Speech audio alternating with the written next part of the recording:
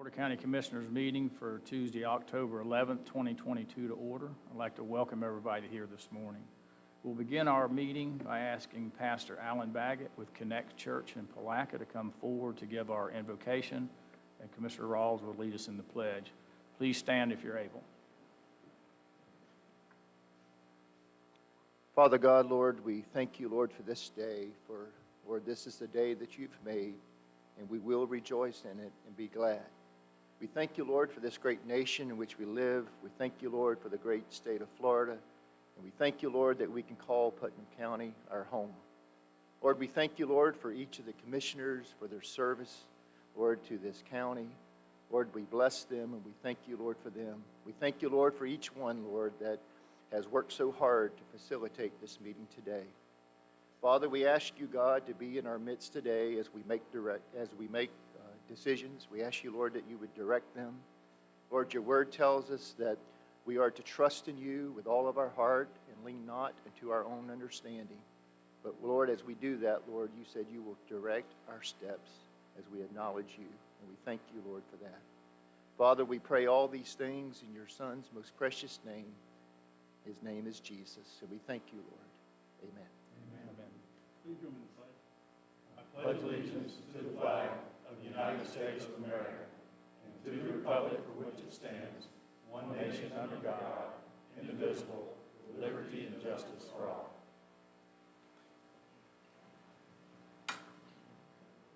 Thank you, Pastor Baggett, and thank you, Commissioner Rawls. Commissioners, our first item of business is approval of the minutes as presented. So moved, Mr. Chairman. We've got a proper motion to approve and a proper second. Any further discussion? See none, all in favor, indicate saying aye. Aye. Opposed, same sign. Okay, minutes passed. Commissioners, you have a revised agenda. We had a few changes. We'll not do the Hometown Heroes Proclamation,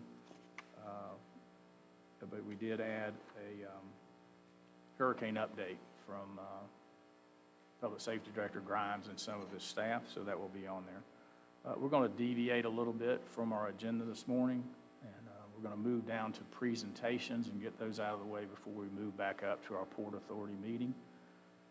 So if I could ask J.R. Grimes to come down and some of his staff. We have the first proclamation, Fire Prevention Week, October 9th through 15th. And I've asked Commissioner Rawls to read this proclamation. This proclamation number 2022-098. Whereas the County of Putnam, is this a little bit loud? I'm getting a lot of. Can you turn me down a little bit? It's very loud. Whereas the County of Putnam is committed to ensuring the safety and security of all those living in and visiting our county, and whereas fire is a serious public safety concern both locally and nationally, and homes are locations where people are at great risk from fire. Whereas home fires caused 2,265 civilian deaths in the United States in 2021, according to the National Fire Protection Association, and fire departments in the United States responded to 356,500 home fires. And whereas smoke alarms sense smoke well before you can, alerting you to dangers in the event of a fire in which you have as little as 2 minutes to escape safely. Whereas working smoke alarms cut the risk of dying in reported home fires in half, and whereas Putnam County residents should be sure that everyone in the home understands the sounds of the smoke alarms and knows how to respond.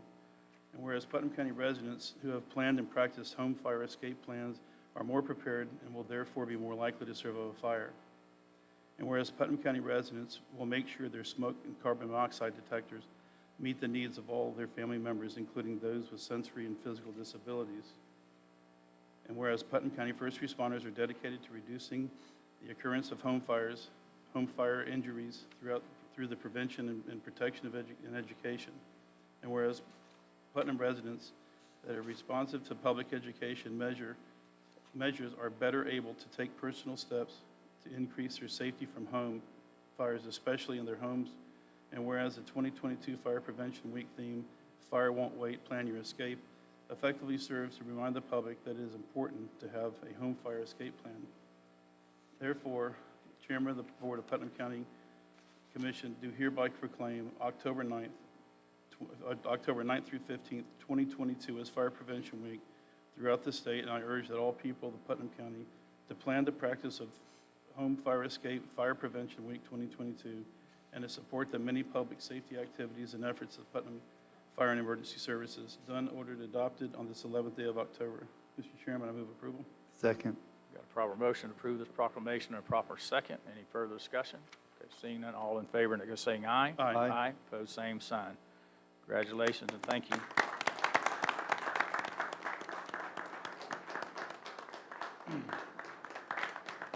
So we have with us our Fire Chief, Chad Hutchins, and Fire Inspector Clue Wright, and Public Safety Director J.R. Grimes. So I ask you, each one of you, say a few words, if you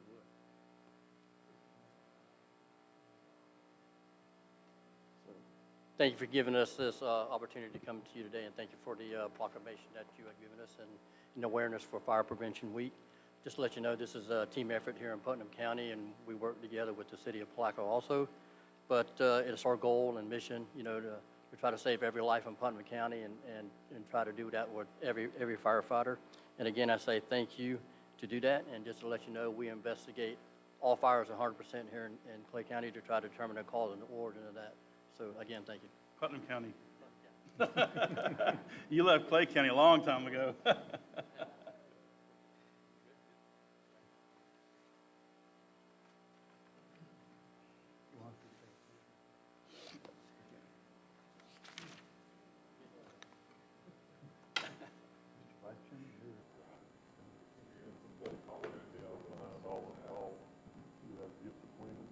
That's better? Okay. 1, 2, 3.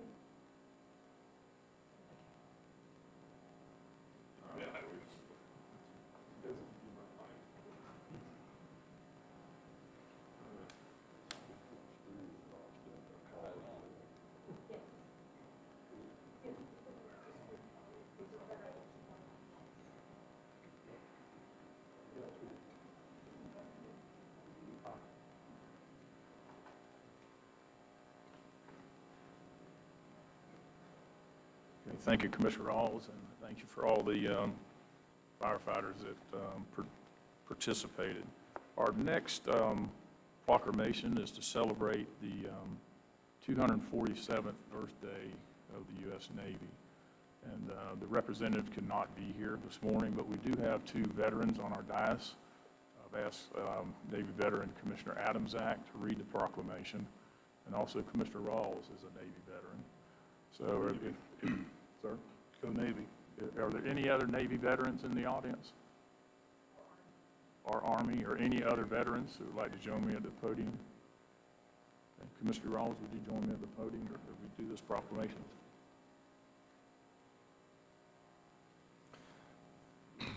Putnam County Proclamation Number 2022-099, United States Navy 247th birthday. Whereas the United States Navy is the only military service mandated as a requirement in the Constitution of the United States. And whereas the United States Navy is known to be the largest and most advanced force in the world, on October 13th, 2022, the United States Navy will be celebrating its 247th birthday.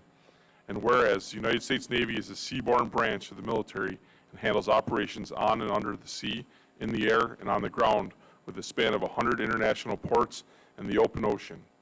And whereas it is the highest combined fleet tonnage and world's largest aircraft carrier fleet, has 290 deployable combat vessels and more than 3,900 operational aircrafts. And whereas on December 3rd, 1775, the Alfred, a merchant ship purchased by the Continental Congress, was commissioned under the Captain Dudley Saltonstall and became the first to fly what would become the American flag. And whereas a Navy sailor generally serves a term of 4 years aboard one of the Navy's 290 deployable ships, and whereas Navy sailors work across a wide range of roles from shipboard and submariner to aircraft and land jobs. And whereas the United States Navy has more than 347,000 active duty service members, 297,000 civilian employees, and 101,000 reserve personnel. And whereas an active duty Navy sailor can be assigned to any vessel, but would only be assigned to the submariner fleet if the sailor volunteered to do so. And whereas over 7,000 veterans call Putnam County home year-round, and an additional 10,000 veterans calling Putnam County home during the winter months. Now therefore be it proclaimed, we Putnam County Board of County Commissioners do hereby recognize and congratulate the United States Navy on the occasion of its 247th birthday on this 11th day of October, and recognize those sailors who are currently serving and have served our nation with courage, with honor, courage, and commitment. Go Navy. I move to promote this proclamation. Second. We got a proper motion by Commissioner Adams, second by Commissioner Turner. Any further discussion? Okay, seeing none, all in favor, indicate by saying aye. Aye. Aye, opposed, same sign. Congratulations. I'll give that.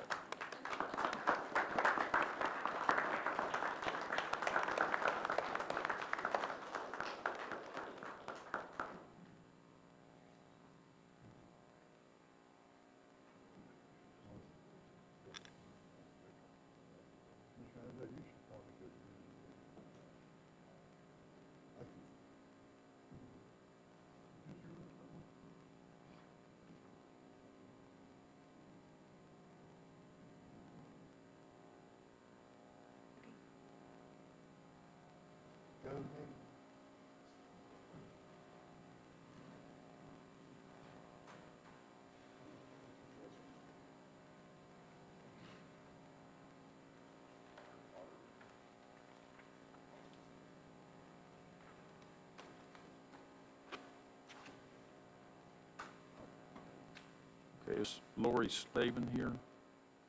Is she in attendance? Okay, we're going to go ahead and do the proclamation for Domestic Violence Awareness Month. So I've asked Commissioner Harvey to read that proclamation as I'll go to the podium. Thank you, Mr. Chairman. In honor of this, I wore my purple for domestic violence, so just to let you know. Putnam County Proclamation number 2022-100, Domestic Violence Awareness Month. Whereas domestic violence is a crime that impacts all citizens of Putnam County, and whereas the impact of domestic violence is wide-ranging, taking a dramatic toll on the criminal justice system, law enforcement, the healthcare community, and society as a whole. And whereas each year in Putnam County, an estimated 1 in 4 women and 1 in 9 men are victims of domestic violence, that would translate to 13,000 individuals affected in our county. And whereas it is vital for our community to support the victims of domestic violence and assist with their grave financial, physical, and psychological losses, and to impose legal sanctions against perpetrators of personal violence. And whereas the Lee Conley House is the only domestic violence center in Putnam County providing 24-hour service and counseling to victims and their families, and has been awarded certifications through the Florida Department of Children and Families. And whereas the Putnam County Board of County Commissioners urges all citizens to actively participate in and support all programs sponsored by the Lee Conley House, thereby assisting in the elimination of domestic violence in our community. Now, therefore, be it proclaimed by the Board of Commissioners of Putnam County, Florida, that October 2022 is designated as Domestic Violence Awareness Month in Putnam County to participate in planned activities benefiting the Lee Conley House and its mission to provide shelter and support services to victims of domestic violence and their families, done, ordered, and adopted this 11th day, October 22nd. Mr. Chairman, I move approval of this proclamation. Second. We've got a proper motion by Commissioner Harvey and a proper second by Commissioner Rawls. Any further discussion? Okay, seeing none, all in favor, indicate by saying aye. Aye. Opposed, same sign. Thank you. Good.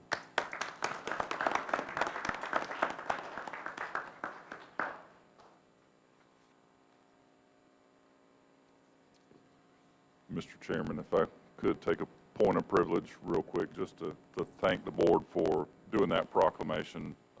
Last I looked, I think our office processed well over 500 domestic violence injunctions in a year. So that's well over an average of 1 a day. So it's a pretty shocking metric when you look at it number wise. So I think to put it in real world terms, it's a very important thing and it's very good that the board is bringing attention to it. So thank you. Okay, thank you. And I want to thank Commissioner Adams for bringing to the board the fact that we had supported Lee Conley with a financial donation, and we were able to do that again this year. So, okay, thank you, Matt. Okay, is Ms. Sharon Barnes here from the Putnam County Genealogical Society. Okay. Did we get it out to invite these people here today? Okay, all right, we're going to go ahead and do the Family History Month Proclamation 2022-101. I've asked Commissioner Turner to read that proclamation. Thank you, Mr. Chairman. This is Putnam County Proclamation number 2022-101, 2022 Family History Month. Whereas in 2001, a bill was introduced making October Family History Month, and whereas the entire month dedicated to finding and preserving the memories of our ancestors, and whereas part of Family History Month activities, you could visit online genealogy sites, a research library, interview your older relatives, and if possible, have a family reunion. And whereas add your own family photographs and stories to be shared with others and preserved for future generations to enjoy. And whereas during the month of October, take some time to do something that your prosperity, both living and those not yet born, will appreciate. Posterity, excuse me.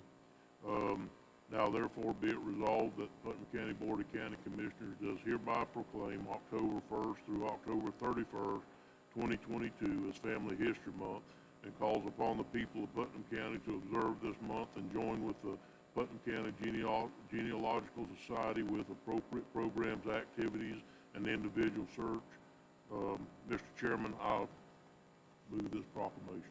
Second. Got a proper motion by Commissioner Turner, proper second by Commissioner Harvey. Any further discussion? Okay, seeing none, all in favor, saying aye. Aye. Boom, same sign. Thank you.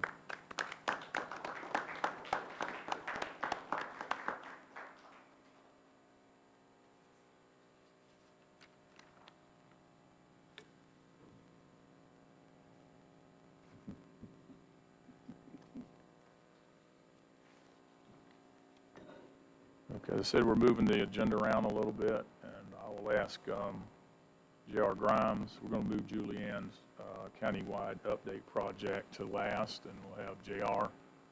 and I believe Danielle is with him. Stephan is sick today.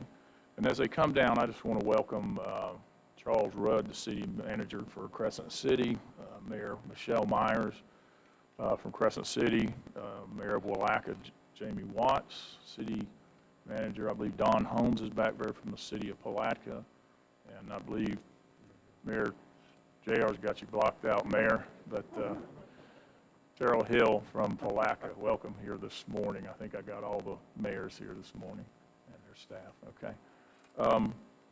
I just want to say we were blessed with this hurricane. Other parts of the state were not so blessed. My son's girlfriend's parents lived there. She grew up in Fort Myers, and when she went there this weekend, she said it was worse than she had anticipated. We probably all have loved ones or know somebody, family members that were in that area, and our thoughts and prayers continue to go out for them. I know JR's going to give us an update, and maybe if we have somebody from the Sheriff's Department, he might be able to do it about the teams that we have sent down there. Involved in the emergency operation process this year. This is my third year, 6 years as a commissioner, third hurricane, and they've all been damaging to Putnam County and other areas. I just want to say this year that some of the people that were out there was the first time that they were in their particular positions for the county, and I believe they did an outstanding job. We had people that had been out there for years. I'm not saying that some of the staff had not worked for the county or in the city municipalities in different capacities, but the capacities they were in were new to them for a storm such as this. I think direction from staff, county administrator and deputy county administrator Julianne Holmes-Young, and the teamwork of all the first responders and firefighters, the law enforcement, sheriff's department, the local police departments, the school boards, the municipalities, I think, were much more involved and aware of the situation, but I just want to commend JR, you and your staff, Danielle, Stephan Turnipseed, who couldn't be here, who's a emergency director, and Chief Hutchinson, for the job that they did. We prepared for the worst, and we got a little bit of a reprieve. So we still have damage, we still have flooding in areas. So with that said, JR, I appreciate this update, and I hope there will be quite a few questions, but thank you. Sure. Good morning, Commissioners and people in attendance today. First of all, I'd like to say how proud I am of our staff. They did an amazing job. This was the first kind of run-through for Ms. Danielle and Stefan. They worked really hard getting prepared, and they did a phenomenal job. They got everything out that we had asked them. I mean, from the coordination, our local health department and the school district getting our shelter set up. At one point, we sheltered over 600 people during the storm. I think there was 15 at the special needs. Shelter was real heavy in South Putnam and the Middleton Bernie. At one time, we had over 200 there. And I think right at 200 in the shelter at Brownie Pierce. But the school district did an amazing job of helping us get all those set up and everything done. We had great participation from our municipalities. There were things that they had that we needed. There were things that we had that they needed. So we were able to bring some things together so everybody was kind of together and weren't just in a silo.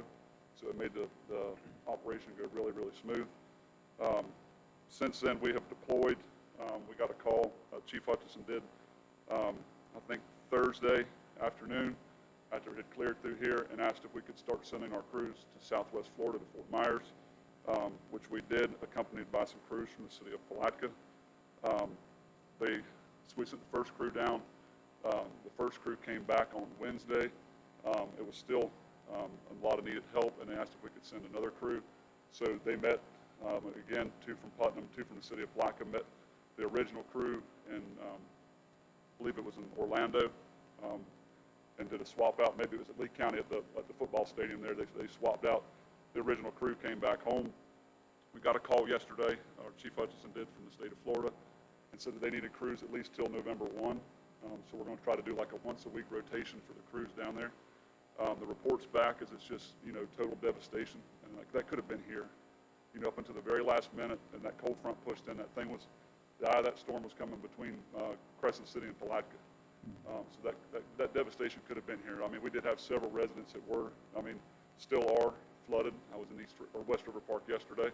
It's still, the little canal there is still out of the banks. The roads are still underwater. Sportsman's Harbor and Willaca. Our municipal leaders, Mayor Watts, Mayor Myers, Mayor Hill, the 2 that joined us, Mayor Spangala and the mayor from Interlochen, met us online several times to get the updates so we can make sure that all of the municipalities were briefed on anything that we needed. Other than that, we're back to business as usual, trying to get the crews rotated in and out. And they get a day of rest when they get back by the state. So, but the reports that are getting back is just devastation. Chief Hutchison just told me a story that they measured a 14-foot storm surge on Sanibel Island, and NOAA had a wave of 54 feet came in. And as like he said this morning, our crews are seeing homeowners down there, and they're just showing them videos of their place, and it's just amazing on what that kind of event can do and the devastation that it can cause. So we pray for those folks in Southwest Florida. Just let them know that we're here for them if they need anything. Our local union did a fundraiser kind of deal last week. Got some supplies donated, and they took some stuff down to the firefighters in Charlotte County because those folks had not had a chance to go home yet, and they didn't have a lot of supplies because supplies weren't great down there. So when they were able to roll in with a trailer from Putnam County to the fire stations down there just to lend them guys a hand, they were graciously thankful for everything that had been done and donated to them.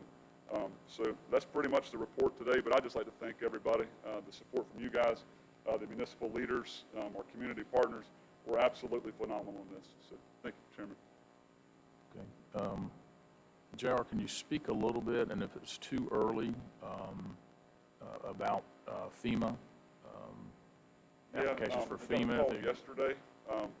They're going to meet Wednesday with Mr. Newbold from the Fair Authority to set up they're bringing in a mobile site, and they're going to try to set the mobile site up because there is some events happening at the fairgrounds. So they're going to be able to do the individual assistance program. The public assistance program has already came through. Of course, there's still some unknowns with public assistance because a lot of the municipal docks are still underwater. Some of the infrastructure that has not been able to be looked at yet, so we're still waiting on some water to recede. I was down in Astor yesterday. I had to go to Ocala, and that water still got to come through here. We got many more days of what we have sitting out there right now because there's still water in the folks' houses in Astor, and it's just all got to pinch through Lake George and end up here. So, but FEMA is, they're coming. The teams have been deployed. We got a meeting tomorrow with FEMA reps and DEM tomorrow morning at 10 a.m. at the fairgrounds to make sure that to do the site inspection so we can get that up and running. All right. Commissioner Rawls? Did I understand you correctly? Anybody can take material to be ground at the fairgrounds, or does it have to go in via contractor? No. This is setting up for individual assistance. So if something above and beyond their insurance, or they don't have Okay. insurance through FEMA, can cover that. We didn't really have enough debris, and Mr. Tilton Okay. can speak to the. I to the thought debris you management. were doing the debris, setting up for the debris chipping. No, sir. That's doing all that? being handled at the landfill. Okay.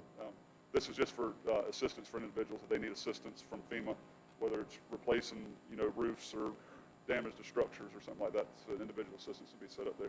Driving around, I still see a lot of debris on the roadside. Have the contractors finished their part in here, or are we still collecting and hauling? We didn't, other than yard debris. People are still putting stuff out, it looks Yeah, like. I mean, I've been working with sanitations. That's being covered by in-house. We didn't think there was enough out there really to Okay. engage a contractor.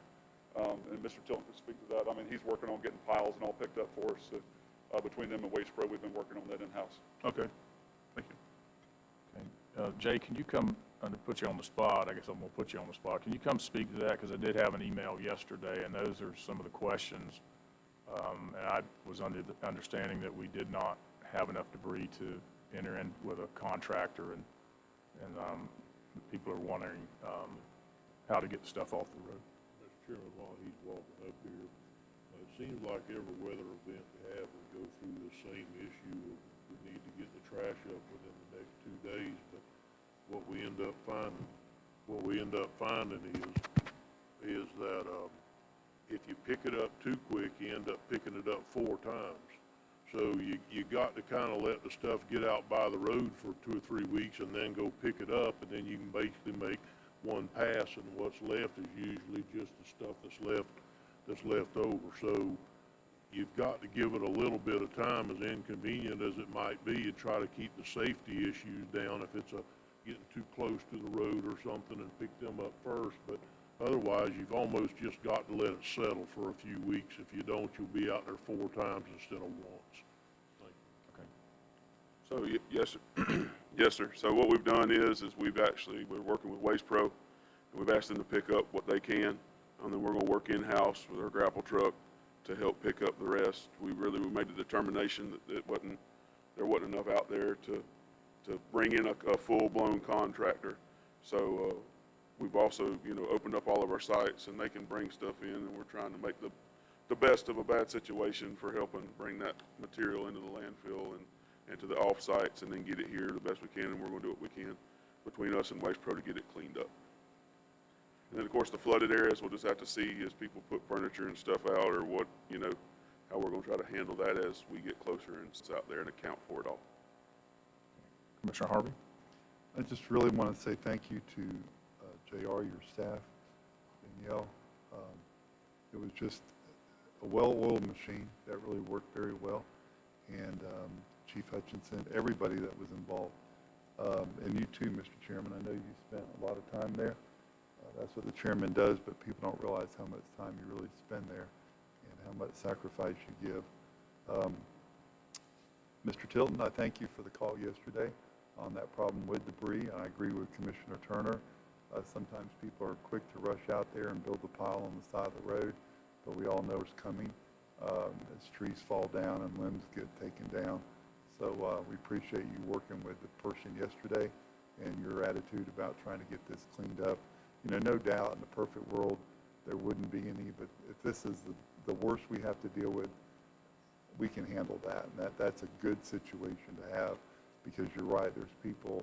I went down to Arcadia or Oakwood to deliver some supplies, and there wasn't a lot of damage that I saw, but there was a lot of flooding, and cows up to their chests in water, and it's sad to see all the flooding that really took place. I know we got some in South Florida, but South Florida truly, we were blessed by that storm changing just a little course, because it's a mighty storm. Thank you. Thank you for all your help. All right, thank you, Jay. Thank you, JR. Before before JR and Daniel go back. I want to welcome Mayor Joseph Gala from Town of Pomona Park. Would any of the elected officials, the mayors or city administrators like to make any comments? I also want to thank the Putnam County staff that was out there in different capacities, from serving at one of the computers or actually in the kitchen or whatever. It was a great camaraderie, and we took care of everybody's needs. It was really, really very enjoyable to be around everybody. Chairman, if I could just say one more, because there was a little bit of a misconception out there. When people dialed the 329-1904 hotline number, that is not dispatchers. That is general information. That's our library staff or IT staff or one of those folks that are answering the phone for generalized questions. So if somebody's watching this today and you truly have an emergency or you need something, that is not the number to call for an emergency. So, I mean, some people were a little disappointed when they reached out to talk to somebody that they didn't know where a specific area of the county was. But you've got to remember, those folks are not sitting in front of a 911 disc screen. They're sitting in front of a computer taking generalized information questions. So I did want to point that out this morning, just so as you're talking to folks, that is general information only. If you have a true emergency or anything like that, you need to call 911, or if you need some kind of immediate response, please dial the non-emergency number at the sheriff's office at 329-0800. Thank you. Thank you. Okay. Mayor Hill? Good morning, Commissioners.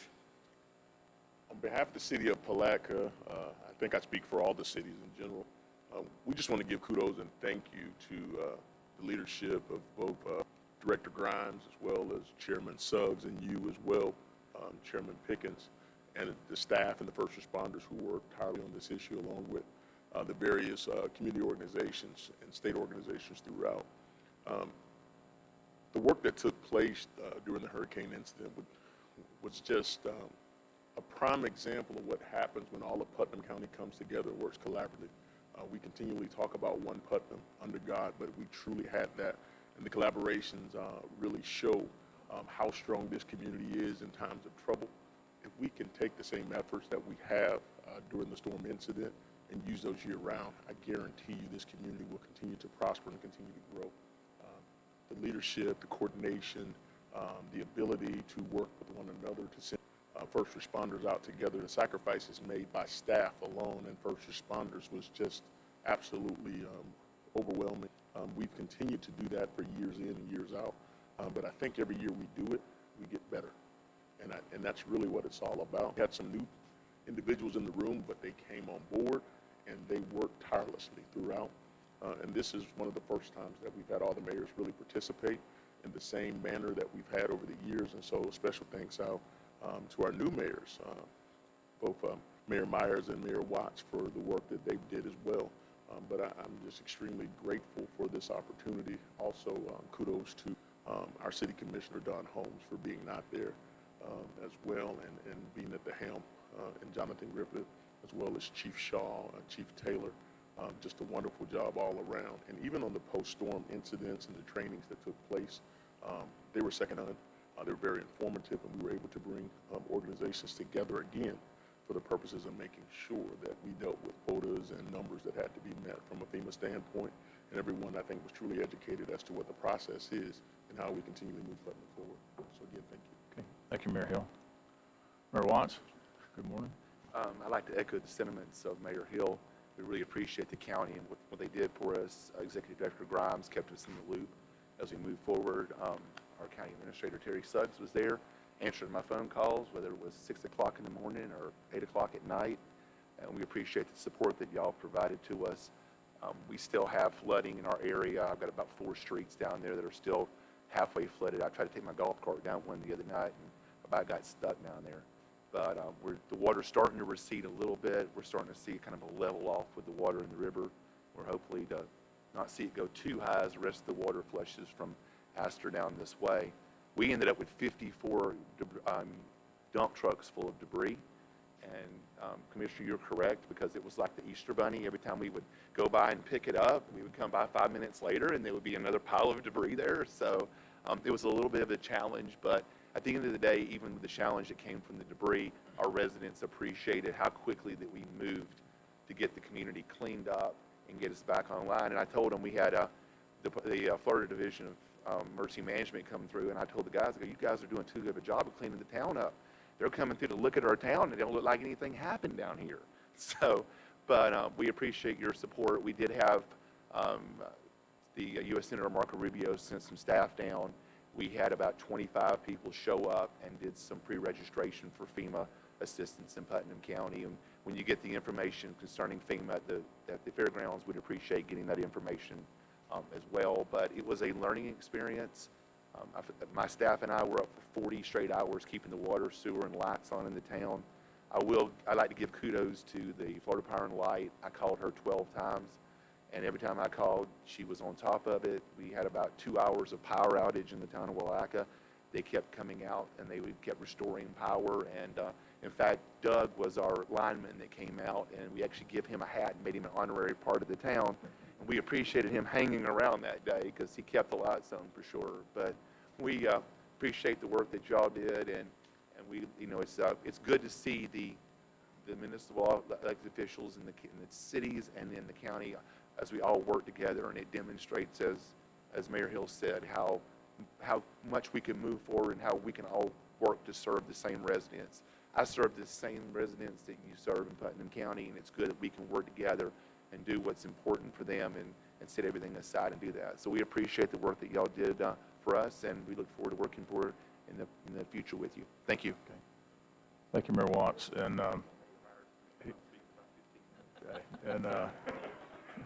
Michelle, before you start, Jamie he set the record. He called me at 5:30 Thursday morning.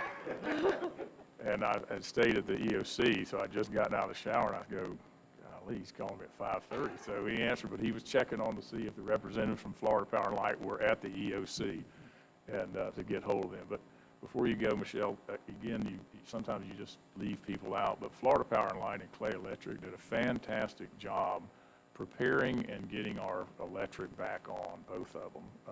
Those people were out just a few hours. I think I was out 12 or 13. I've heard some, in maybe 20. But you got to give kudos to that group too, because they also have customers. Florida Power and Light have them in South Florida too. So, but anyway, welcome, Michelle. Thank you. Thank you for your words, speaking for all of us. And I think we all feel that way. As we all know, at one point, for about 24 hours, that I was headed right to Lake Crescent. And I remember when they said that, and I had to say, did they just say Lake Crescent? And they did. And but I have to say that going through that, there was a calmness, I think, amongst all of us, knowing that you were there and you had our backs. And, I want to thank you, Administrator Suggs, Julianne. I want to thank you as well for your support, for your constant reaching out to us. I know our city manager, Charles Rudd, you were there for him every step of the way. For both of us, this is a new experience, and there's a lot of unknowns. And, so I just really want to thank you that it just gave us some peace of mind. We did the same thing, like Jamie said, that we quit keeping count. I turned to Charles a moment ago and said, how many loads did we take out of there? And he says, we quit keeping count.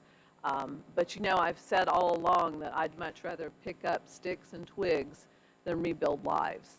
And there's a lot of people right now that are rebuilding lives. And my daughter, she was in the storm. She was in Fort Myers. So I had that. She'll never do that again.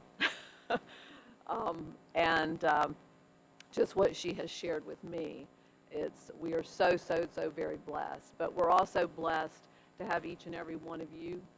And I just also want to say thank you, Chairman Pickens, because from the very beginning of my tenure and Mayor Watts's, you encouraged us to work together and to be a team.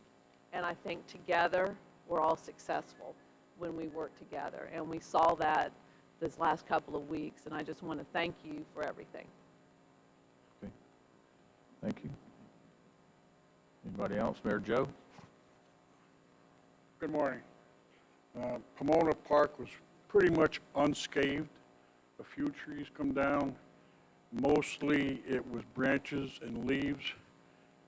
I want to thank you for the communication. I didn't get involved with all of the terrible things that happened to my neighbors. But I want to give a big kudo to the residents of Pomona Park, getting up Friday morning to check out the whole town, see what's going on. I can't tell you how many residents were on the streets with blowers, the riding mowers, blowing the twigs and leaves off the clean.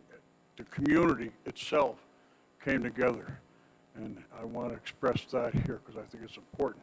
But again, thanks for your communication. I listened to all the meetings. I didn't come up because I was down there. But anyway, thank all of you guys. And thanks, Bill, for you.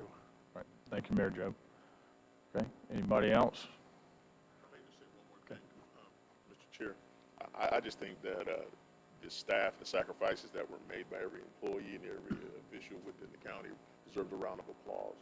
And so let's give them a round of applause.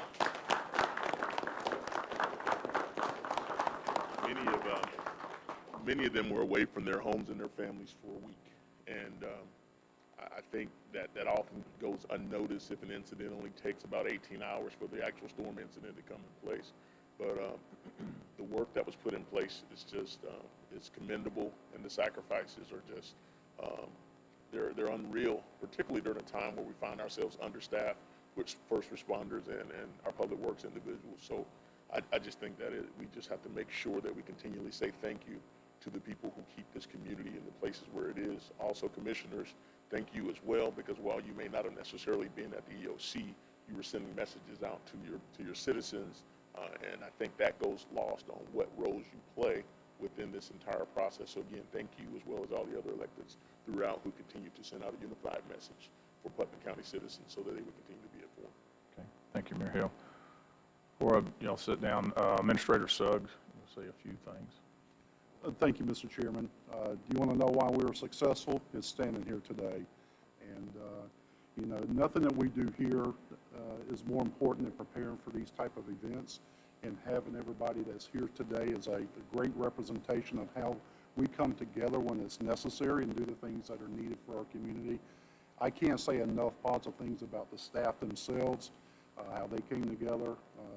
The chairman sitting to my right during the entire event was very crucial to making those decisions, making sure that we had everything covered.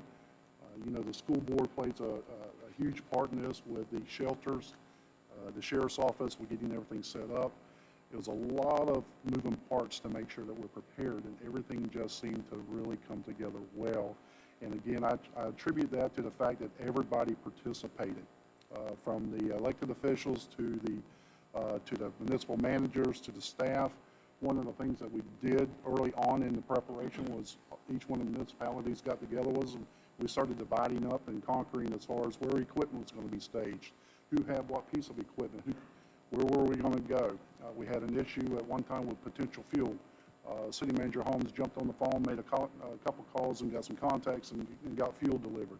That's how we function in these events. And I, as a county administrator, absolutely couldn't say enough good things about what we did this past event from our staff and to the municipals, because it was just a well-oiled machine. Everybody just came together and worked really hard. And I promised the library staff yesterday, who was doing the service training, that I was going to make sure today that I pointed out that they're the ones who run the call center for us 24/7 when these events happen. And without them, information would not be able to get disseminated to where it needed to get. So they're vital, and they're critical to this as well.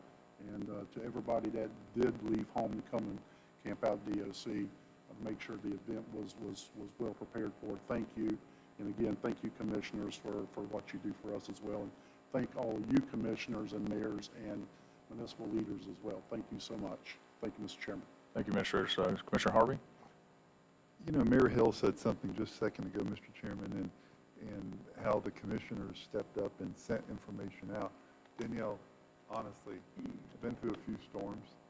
Everyone, I guess, has kind of probably never had a baby in my life. So I don't know the experience of childbirth, but I'll say every event's different. And this year, I believe we got better information than we've ever had in the past. And it was so easy to click on your page, pull that information and share it. It was, you didn't have to recreate or what I heard on the street or what I thought I heard at 5:30 in the morning. You didn't have to do that. It was very precise, very informational. You grabbed it, shared it, end of story.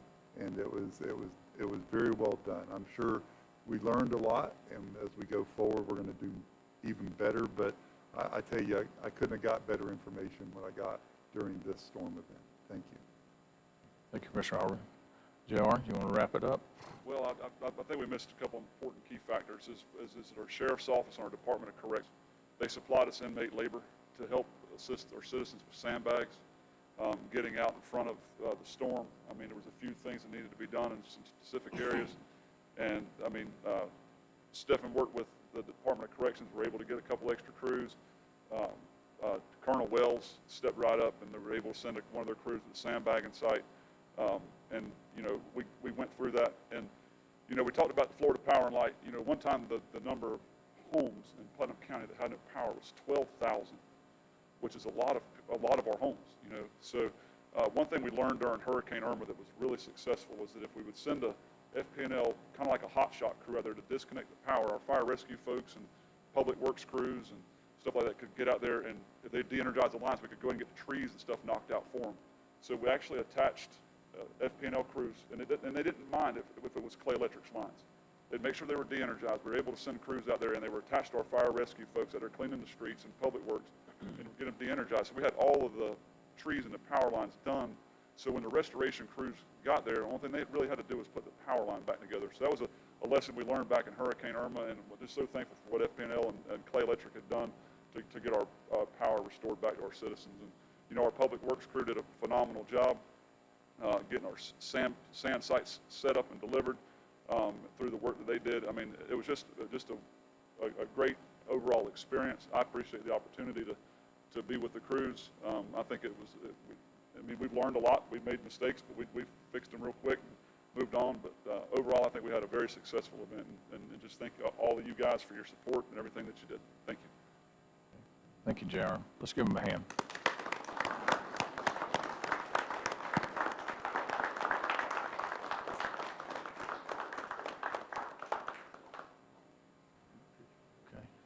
Let's get a picture while everybody's here. If y'all just want to line up in the front. Why don't you be front and center?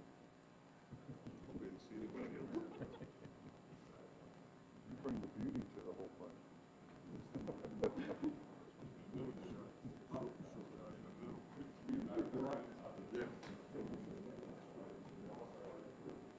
Okay.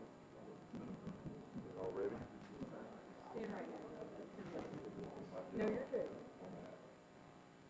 Julianne, can you be seen?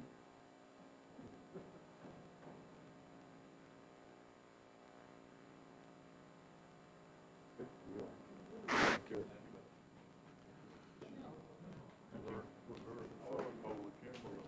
Yeah. You like Jim standing on the chair? Yeah.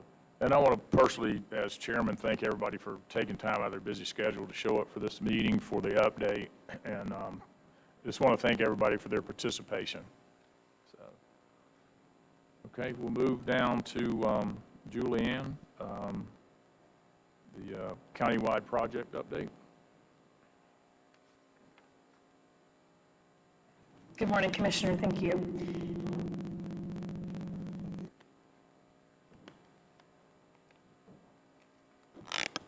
Good morning, Chairman. Just a reminder, this is not an all-inclusive list of every project or initiative underway by county departments. This is meant to be a snapshot of those most important to our commission, our citizens, and/or our administration. We start this morning with administratives project of the port project. The barge port feasibility study conducted by the U.S. Army Corps of Engineers is in progress with an estimated completion date of July of 2024. A consultant compiled an economic report to reinforce the feasibility study of pending submissions to the Corps. The final draft is being reviewed and tweaked by the consultant, the Army Corps engineer, economist, and staff. The application for the Port Infrastructure Development Program grant with the United States Maritime Administration has been submitted and is currently being reviewed. Staff has also developed and submitted a grant application with the state's Department of Economic Opportunity Rural Infrastructure Fund Grant Program to supplement the federal funds sought to finance an extensive and comprehensive report for port development plan. Putnam County was statutorily admitted to the Florida Seaport Transportation and Economic Development Council when Governor Ron DeSantis signed Florida House Bill 907 into law. In August of '22, the Florida Ports Council unanimously added Putnam County to its ranks. The Animal Control Facility Project, the evaluation team has been selected and the RFP for a design-build firm to construct the animal control facility was published on September 26, 2022 and is underway. Building and grounds roofing projects, the Ag Center roof is complete. The governmental complex project is reviewing the punch list items to finalize the project. Emergency services undergoing an ISO rating re-evaluation. On September 20th at 9 a.m., we had our ISO on-site survey and it has been completed. We expect to receive the results of the countywide ISO rating in approximately 6 months. Information technology has a few projects. The phone system E911 caller ID updates is in progress. Networking is working to update the E911 address and caller IDs for the phone system. The project is ongoing. Net security assessment is in process. The networking on a comprehensive assessment of our network and potential security issues is an ongoing project. Smart COP map project is nearly completion. GIS has submitted their final map for review to Smart COP. Georgetown UF-IFAS served as a liaison to secure a graduate student for the University of Florida. The conceptual drawings along suggestions for completing certain requirements of the grant with the Florida Communities Trust was presented to departmental staff in July. The final tweaks to those documents are being made. Once the consultants are finished, they will be received by the county staff and then presented to the BOCC. Parks and Rec, the Flora Home Park Historic Building. Triple S has connected the water and the septic to the building. The building inspector has signed off on a rough installation. In addition, the drywall has been installed with a plaster veneer finish at a cost of about $5,500. We are a bit short on to accomplish this, so each of our board members personally contributed to the remaining funds needed. In 2023, Palmetto Hall will celebrate its 100th birthday, and it is our plan with the assistance provided by the county to finally be able to celebrate the grand opening of the beautiful historic building. Parks and Recreation Pickleball Angle Park, a formal award was made by the BOCC on August 9th. Contract documents are in process. Construction is expected to begin at the end of October.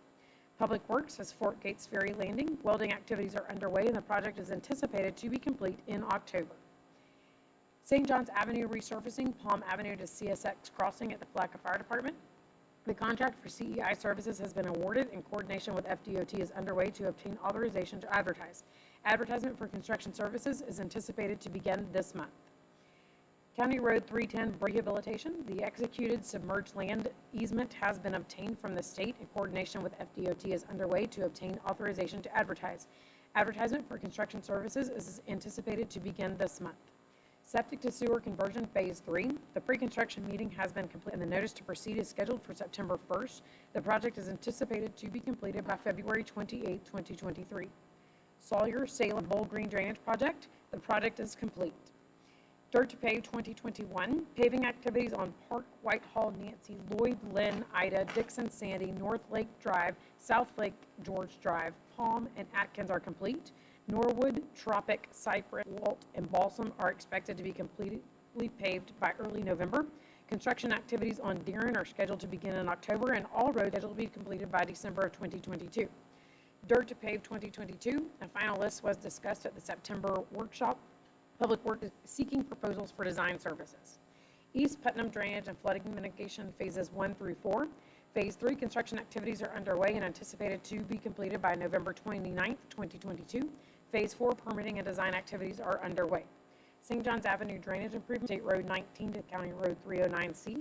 The notice to proceed has been issued to the contractor and construction activities are scheduled to be completed in April of 2023. St. John's Avenue Multi-Use Trail, construction is anticipated to begin in September 2023. South Palm Sidewalk, Druid Street to Silver Lake Drive. The supplemental agreement was sent to FDOT for execution. The allocation to allocate the additional funds needed to complete the project. The executed agreement has been obtained from FDOT. Staff will present for formal award. Saratoga Harbor Drainage Project, Gibbs Avenue. Public Works is seeking alternative proposals to complete the project using the alternative means approved by the BOCC. James A. Long Elementary, Jenkins Middle School is safe routes of school. 100% design plans are under review by FDOT. Public Works anticipates a construction funding agreement from FDOT in October. Once obtained, it will be presented to the BOCC for formal approval and execution. County Road 315 resurfacing project. 60% of the design plans are scheduled to be obtained this month. The final design is expected to be completed by February of 2023. Port Buena Vista wastewater treatment plant conversion and sewer main extension. Advertisement for construction services are anticipated this month. Paradise Point sewer hardening, system hardening and generator installation. The project has been advertised and bids are due October 20th, 2022. County guardrail installation, repairs, and replacements. The pre-construction meeting has been completed and activities are anticipated to be complete by April of 2023. County road resurfacing 2022. The contract has been awarded and pre-construction meeting is scheduled for early October. Countywide striping project. The project is underway. East Placa Septic to Sewer Project Phase 4. Public Works is currently awaiting a proposal from the engineering consultant to complete the design criteria package.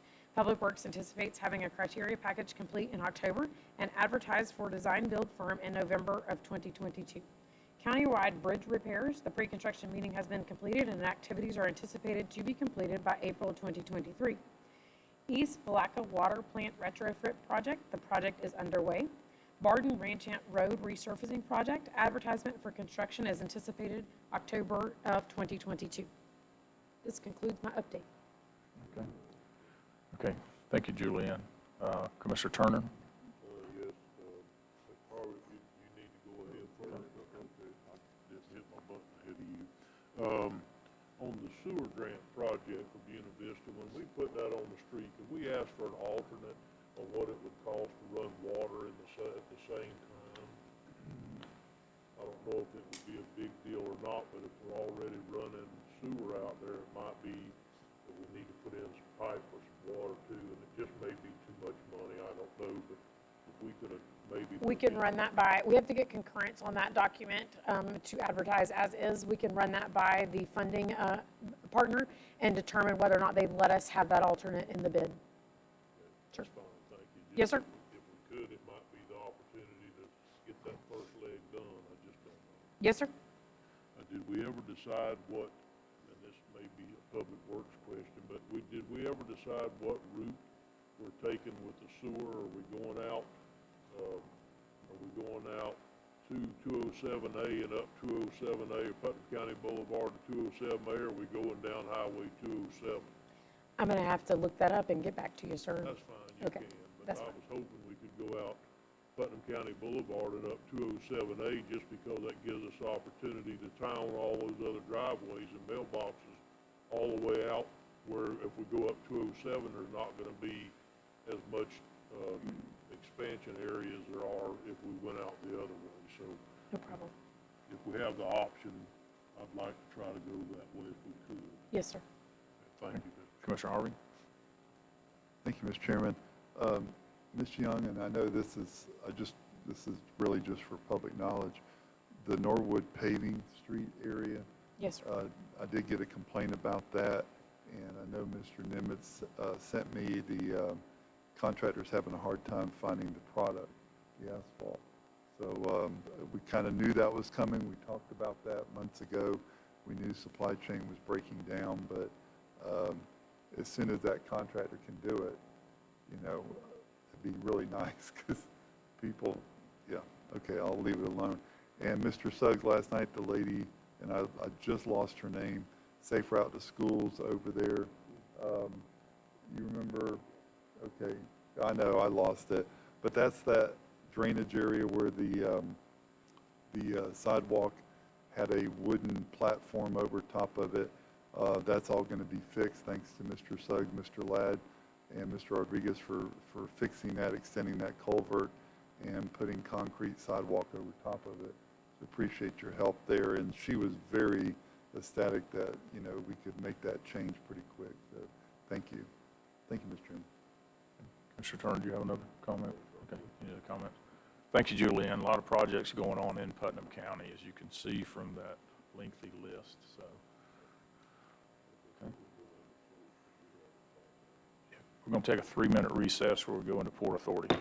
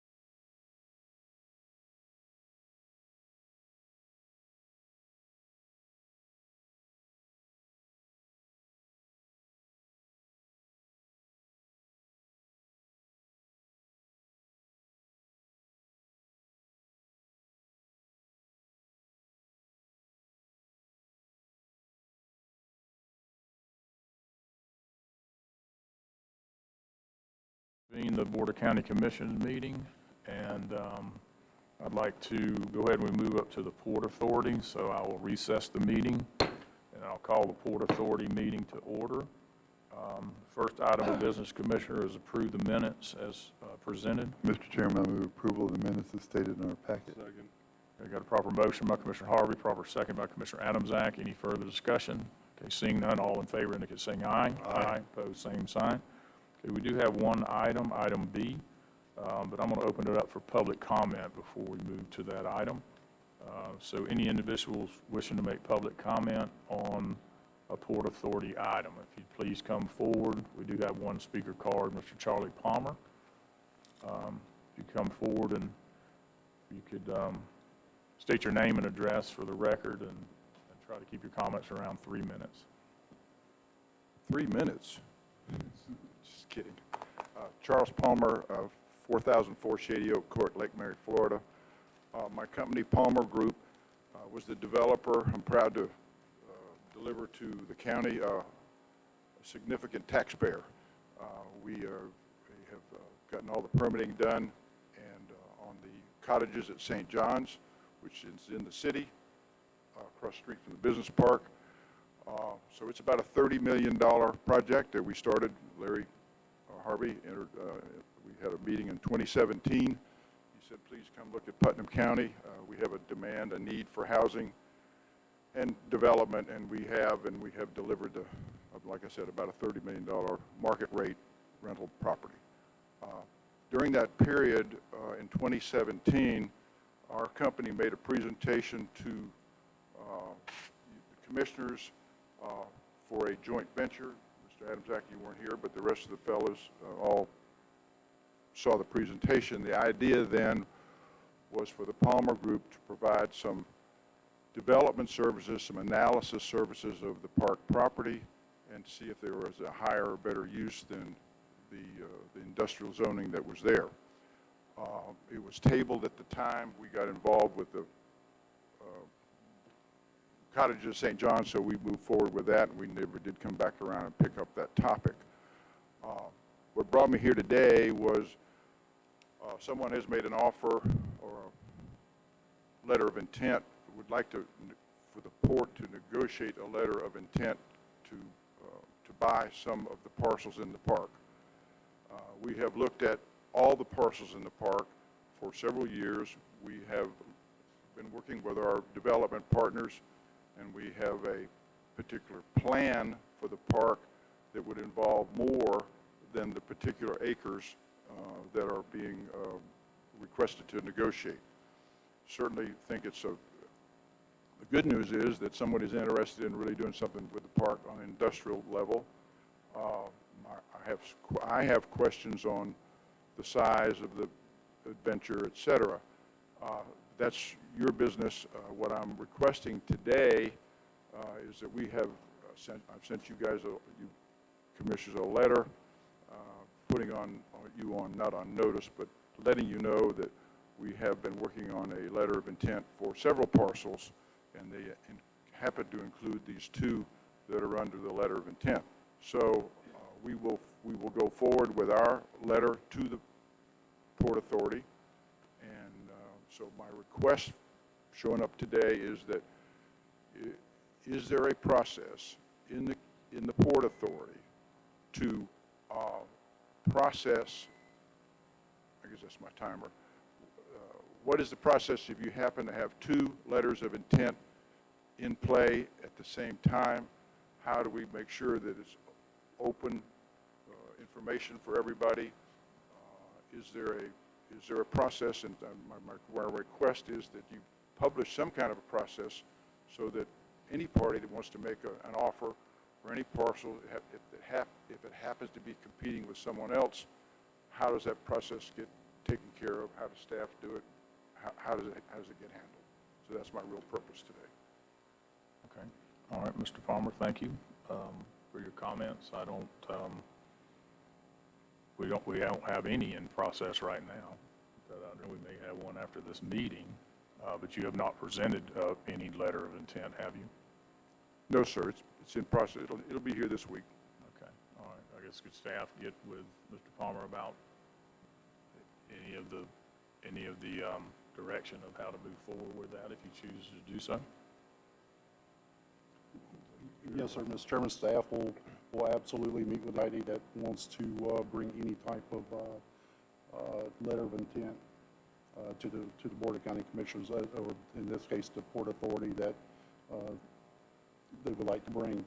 As you know, this is not the first time we sold property out there. We sold property to the business Camarca. We also sold property that surrounded the PRC building. So the process is pretty much it's an open process that a letter of intent needs to be supplied to the Port Authority.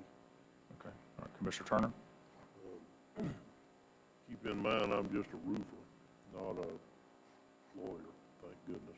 Could you speak up just a little bit, Mr. Turner? Oh, doing the best I can, Charlie. Would you turn my microphone up a hair, please, if you can, without it singing?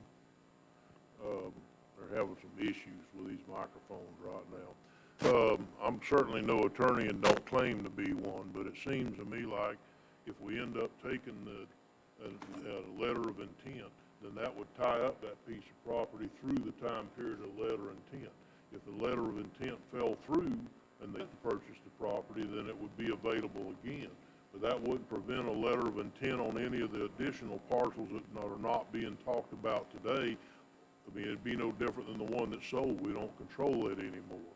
So basically, if it's voted on today, the letter of intent, then I don't think there is a process that you could circumvent that other than you could turn in another letter of intent. If that one falls through, contingent upon that one falling through, but it wouldn't be first letter of intent. That's just my opinion. Thank you, Mr. Chairman. Commissioner Harvey? Thank you, Mr. Chairman. I concur, Mr. Palmer. I think that right now we have an offer on the table that we're going to be talking about in a few moments. You said there was other parcels outside of this parcel. So if your letter of intent comes this week, it could appropriate those parcels outside of this one if the board chooses to go forward or not go forward. But this is the offer at hand. And this is and it's no different than what came before us before, somebody wanting to buy property and inquired to us. So I think it's kind of a first come, first serve in my opinion. So thank you, Mr. Chairman. If I may respond? Yes. I think there's a difference between a letter of intent and a contract. Your comments, Mr. Turner, are absolutely correct. If the property is under contract, even if it was a look period, and if it falls through, I mean, it's off the table. It's not on the marks under contract. However, there's a difference between that and a letter of intent. If you have one letter of intent on Monday and you have a second letter of intent on Wednesday, which is basically what's going to happen, then you have two competing letters of intent. So my question is, does staff negotiate, because the price will change, the terms will change, et cetera? So how is that evaluation? So a letter of intent doesn't tie up the property. That's why I'm here today. Okay. Commissioner Turner? But wouldn't you, if you accept a letter of intent, the terms of that letter of intent dictates that basically if they come up and keep up their end and buy the property, it gives them that. A letter of intent is almost the same, in my book, is almost the same thing as a contract, because if I gave you a letter of intent to buy a piece of property, then I started spending money on due diligence, and you basically said, oh, that mean anything, somebody gave me $50 more. That wouldn't be ethical. It may be legal. I don't know if it'd even be legal, but in my book, it sure wouldn't be ethical. I understand. That's the difference between what I'm trying to point out. That is the difference between the letter of intent and a contract. So the letter of intent basically says we intend to submit a contract later with these basic terms, and what the notice that they put forward is asking the potential buyers asking for the right to negotiate with the Port Authority.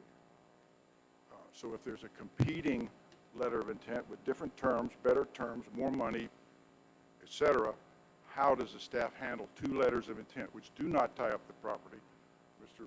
Commando can certainly speak for all of us and help me understand that, but if you have two letters of intent, neither one of them ties up the property until it goes to a contract which is accepted. And the potential buyer is not going to spend any money on a letter of intent. That's the point. Get it to a contract, then they go spend money. Okay, I'm going to let Rich speak to this, and I don't want to debate on it, and I will let everybody speak, in order, but Rich, could you address this? So it all depends on what Can you terms. speak up also? It all depends on what terms are contained within the letter or within a purchase and sale agreement. I generally try not to give any sort of opinion as to a document that doesn't exist. So, I mean, at this point, it's probably better to have you speak with staff about kind of what's available, what the intentions are, what the plans are, and then we can look at different letters of intent or going forward at that point, because at that point, it has to be ratified by, or really approved by the commission or the court. So to give an answer in the abstract doesn't really help anyone without seeing what that letter looks like. Okay, we got Commissioner Rawls and Administrator Suggs, and then we'll move on. We'll move on. The letter of intent is non-binding. It states it in its first paragraph. It says this is a non-binding letter of intent. They're asking for us to give them the ability to move this to a contract, but there's nothing binding to this agreement. We can take a look at it. I've got some issues with the letter of intent itself.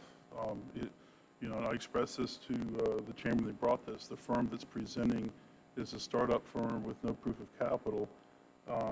They're offering a 0.2 deposit that doesn't go hard until 150 days after the contract is reached. We could be 6 or 8 months down the road before before the money ever goes hard.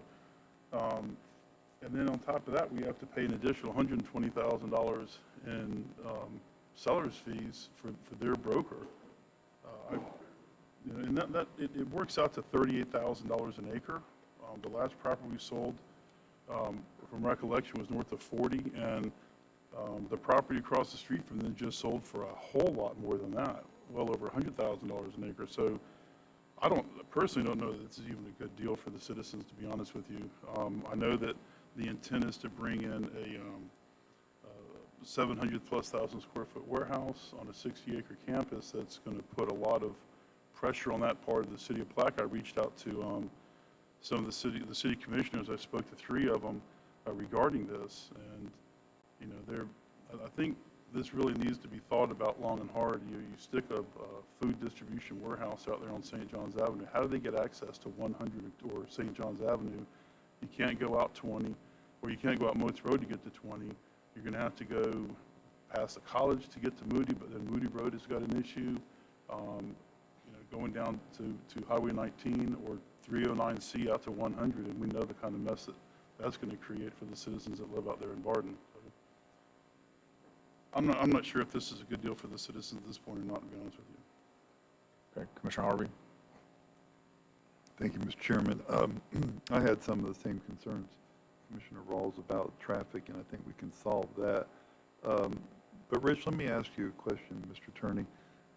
Concerning something Mr. Rawls said, this is non-binding, so it's just us saying, yeah, we're interested in taking offers. But when it becomes binding, don't we make the process at that time what the commissions will be, even though they try to spell it out here, we don't have to live by this non-binding. This is just a suggestion on their part, correct? When it comes down to purchase, we'll make the final decisions on what we want to do, correct? There are always aspects that can be negotiated before we get to a purchase and sale agreement. I mean, there are provisions in there of what their intentions are. So when you accept that, you're accepting what their intentions are. You should propose counter intentions.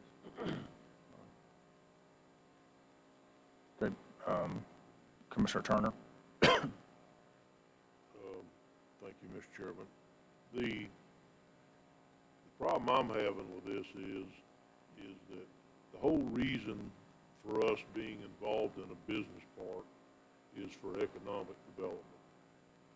And if we lose sight of the fact, I understand that Mr. Palmer came in here a few years ago and made an agreement. He wanted to look at all the port properties and come up with ideas and help or whatever, and we didn't take it at that time, or it didn't go through at that time. Now it is 5 years later, and we have somebody that is interested in bringing in a large warehouse and food operation and what have you, and that's exactly why they repaved and widened 309, is to get the traffic out of the business park out to 100. So is it ideal? No, but it's not that far from it. I mean, it'd be better to have 4-lane highway from there, but it'd be better to have 4-lane highway everywhere in town and leaving Palaca too, but we don't yet. So I guess my point is that the whole reason that we own a business park is for economic development and to have these kind of deals come in and make us offers. If they hadn't come in and offered us $2.4 million for this piece of property to allow us, ask us to give them the time to do their due diligence where they're not wasting their time and money under these terms, then we still would just be sitting on the property and owning it. Because quite frankly, Mr. Palmer, the only reason you showed up is because we got a deal from them, which prompted you to show up. So, you know, this is possibly a deal here that would work. I mean, it is. It would be economic development, a large food distribution warehouse. If I'm hopefully I'm allowed to say that. But a food distribution warehouse that's going to create a lot of jobs. They have good enough access to 100 for them to go anywhere they need to go without putting additional St. John's Avenue traffic on or whatever. So I just don't think this is a bad idea to let these people move forward and see if it goes anywhere. If it doesn't, what have we lost? We've lost 6 months. Well, I'm here to tell you that we'd have it 6 months from now if they hadn't made the intent. So I just think, I think that I'm for this, and I think that it needs to go through, and we need to let these people see if we get there or not. And if we get 40,000 acre gross, or if we get 40,200 acre, I think we're splitting peas over the little bitty things here that main business park is there just for one reason, and that's economic development. Thank you, Mr. Chairman. Okay. All right, Commissioner Adams, and then I'll let Commissioner Rawls, and then we're going to move forward. Okay. Yeah, so, I mean, I can hold mine until we have the agenda item, and we're talking about that. I just, because other people are going about the agenda item, okay. Yeah, if you I want can to hold it if we're going to wait. All right, Commissioner Rawls, you want to hold it till the agenda item, or do you want to speak now? It doesn't matter. You know, this project was turned down by St. Johns County for a reason. Getting to 100 is definitely possible and easy to do via 309C, but adding the pressure to that part of Putnam County, I don't know if that is the best thing for the citizens out there. We do have a lot of issues. You have several fatalities, more than several fatalities in the recent years, a lot of car wrecks out there, and I just don't know what this does to 100. You know, there's been no discussion whatsoever about it, and it's almost like I know that we're not imposing anything on the citizens of the city of Palaca, but all the people that live in the greater Palaca area, I think should have an opportunity to talk about this. Is this, Rich, is this an exclusivity agreement in any way, or? Yes. Okay, because it says it's non-binding, but then. Why is it exclusive? Excuse me? I'm sorry. It It's says exclusive non-binding, under the that's why words I'm asking the question. exclusivity on page 5. But it says non-binding, so how does that work? Because it's non-binding that you have to actually enter into a purchase and sale agreement. I mean, this is working towards that end, but. So how long can they tie this up under the exclusivity part without having a contract? It's 150 days. Yeah, so I just want to make sure I saw the No, term. 150 days starts after the contract is ratified. Right. This thing could go on forever, the way it's written, is what I'm saying. It's definitely written to the advantage of the buyer, but not the seller, in my estimation. But I'm not an attorney, I'm just. Okay. All right. If I may ask, Just to Okay. run the All right, we're contract. going to go ahead and move forward. Thank you, Charlie. Okay. I'm not debating the offer. Okay. I'm trying to understand what happens if you get another letter of intent while you're beginning to negotiate a first letter of intent, which is non-binding. What happens to the second letter of intent or a contract, or what happens in process? That's all I'm asking is process. Okay. All right. You want to answer that after this meeting, or you answer it now? I mean, it sounds like this will tie it up until this letter of intent is null and void. I believe that is correct, Mr. Chairman. And my comments earlier weren't specific to this parcel land. It was meant to be a generic statement of any and all land that's owned by the Port Authority. Once a letter of intent is drafted by anyone that wants to make an offer or come in and have a discussion with the Port Authority Board on a future purchase of property, we would process that letter of intent. that was where my comments were meant to be specific, was on all other property. But if you make the decision here today, it will be binding for the letter of intent. So there not be a second letter of intent that will be accepted and turned over to the Port Authority for this particular property. Okay, all right. Thank you, Mr. Palmer. Okay, any other public comment on Port Authority items or on this agenda item? Okay, now we're going to move down to item B, letter of intent. I'll turn it over to Administrator Suggs to get this started. Yes, sir. Thank you, Mr. Chairman. As you all are aware, you had a letter of intent distributed to each commissioner. I believe there were meetings held with each commissioner on behalf of the Stoughton Group by the Chamber Department, Mr. Mark Litton, as well as Ms. Dana Jones, President, to discuss these two parcels of land for 60 acres. It's a $2.4 million offer. That is the business that's in front of you here this morning. The administration is asking for a decision by the Port Authority to either approve or deny the letter of intent here this morning. Okay. Thank you. Would Dana or Mark, would you like to come forward at all and make a presentation or talk about this since it came through the development arm of the chamber? I started working with the developer, the realtor, 2 days before the letter was sent to Administrator Suggs and I, and then we had meetings with each of you last week. Tried to answer as many questions as we could based on my first contact was 2 days before the hurricane, and then everybody was unavailable until the following week, which was last week. So I feel, our role is to work together with the county and the cities to bring jobs, new investment, and new tax base to Putnam County. So this was a project that presented itself, and it's now in your hands. Okay. All right. I'd be happy to answer it. Okay, we'll start with Commissioner Adams Act.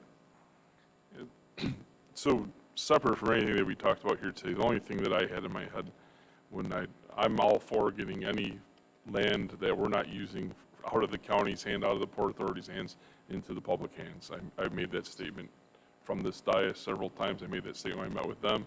I'll make that statement to Charlie Palmer. If you have other land you want to buy that's the county's, make offers. I want to get rid of it at good prices. And that's where my comment comes in. When we sold the other piece that surrounds the PRC Way piece, we did take a step back and we asked to get that piece analyzed to see what its value was to the county. And it took a couple of weeks. I think I don't know if we had a realtor or who we had do it, but we had someone do it. And then that was the only thing that I wanted us to do, is due diligence on the county's, on the Port Authority's part, was take that same type of step back, look at what the property's really valued compared to the other values in recent sales, because there has been several sales in the area, and just make sure that it's a good offer based on that data.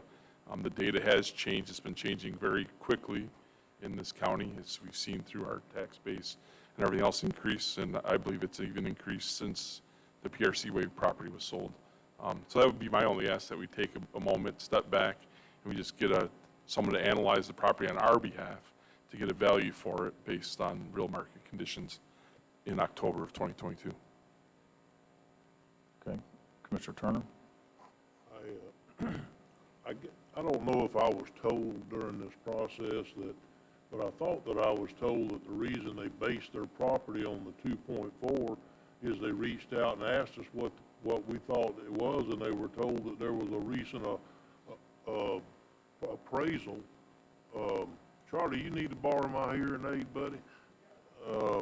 So I'll try to get a little closer here. So they reached out and were told that the 40, maybe it was 41 or 40,000 was exactly what we had already sold the PRC for, and it had been appraised. Now, as Commissioner Adams Act brought up, that's been a few months ago, and so it might have changed, but I had a piece of property that I had looked at recently, and it actually went down a little from just 6 months ago. So I'm not sure prices is still soaring like an eagle at the present time like it was back a year and a half ago. So, I don't know that this isn't a market price, a full market price, and I haven't seen anything so far about any incentives or anything else. Otherwise, we'll pay you full market price for your property and your business park, and we'll put in one heck of a project for you.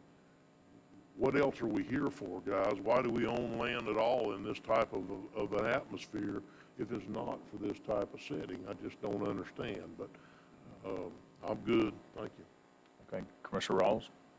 There is no promise of bringing jobs, there's no promise of building anything. This is strictly a land transaction where this letter of intent does not say that they will bring anybody to the table. It just says that they will buy land.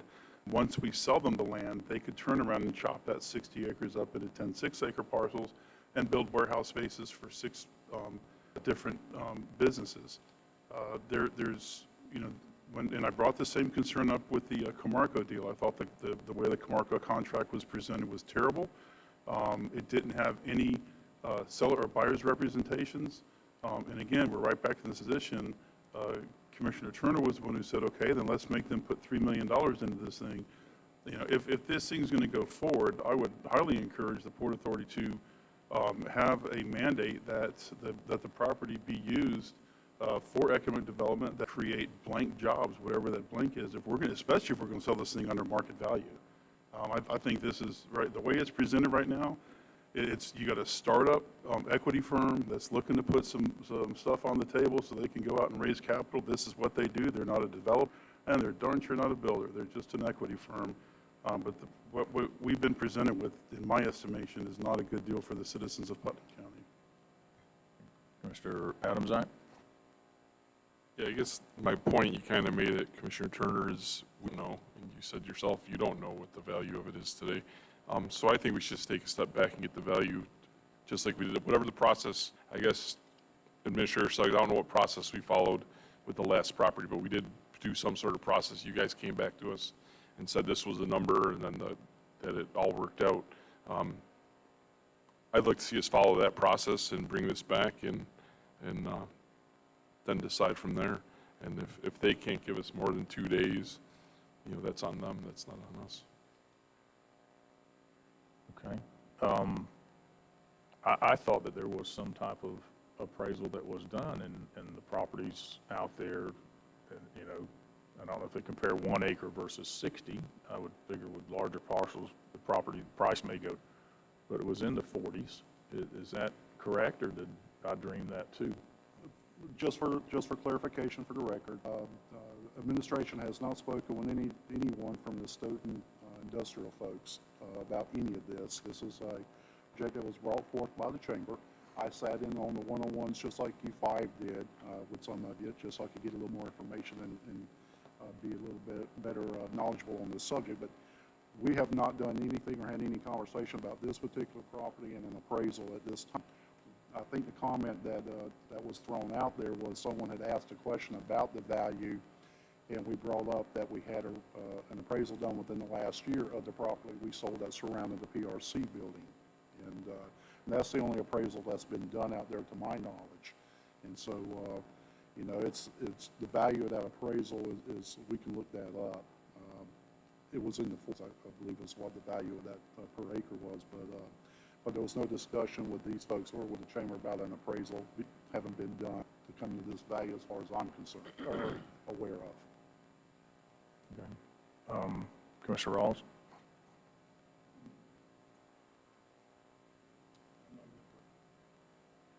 Okay. I think I did have the concerns about traffic, and I think that would have to be addressed. This contract says not binding. We could pull out of this contract at any particular time. Is that correct? Or this letter of intent? I don't think so. You sign a letter of intent, if I may, you sign a letter of intent. 150 days period would have to. As long as they do everything in their side of the letter of intent, I don't think you can get out of it. I mean, as long as they do what they say they're going to do within the deal.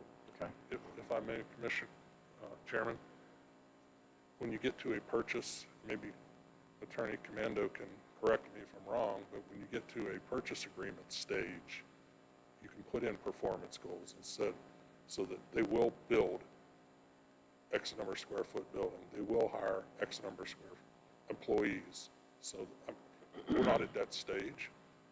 We're at this stage where we're at right now. That's actually why I had my light on, was to ask that exact question. So if Rich can you negotiate later, Rich? Well, you can negotiate other aspects of the purchase and sale agreement. I would say that in addition to that, a lot of times the chamber's involved with development agreements where there's kind of the partnerships, or where those types of number of jobs, economic impact, infrastructure, those things are all discussed as part of what the expectations are. I guess my point was that during the Camarco deal, we actually put something in that deal. And we put it in there that you got to spend $3 million within, I believe it was 2 or 3 year period of time. And if you don't, the county has the opportunity to purchase property back for that amount of money.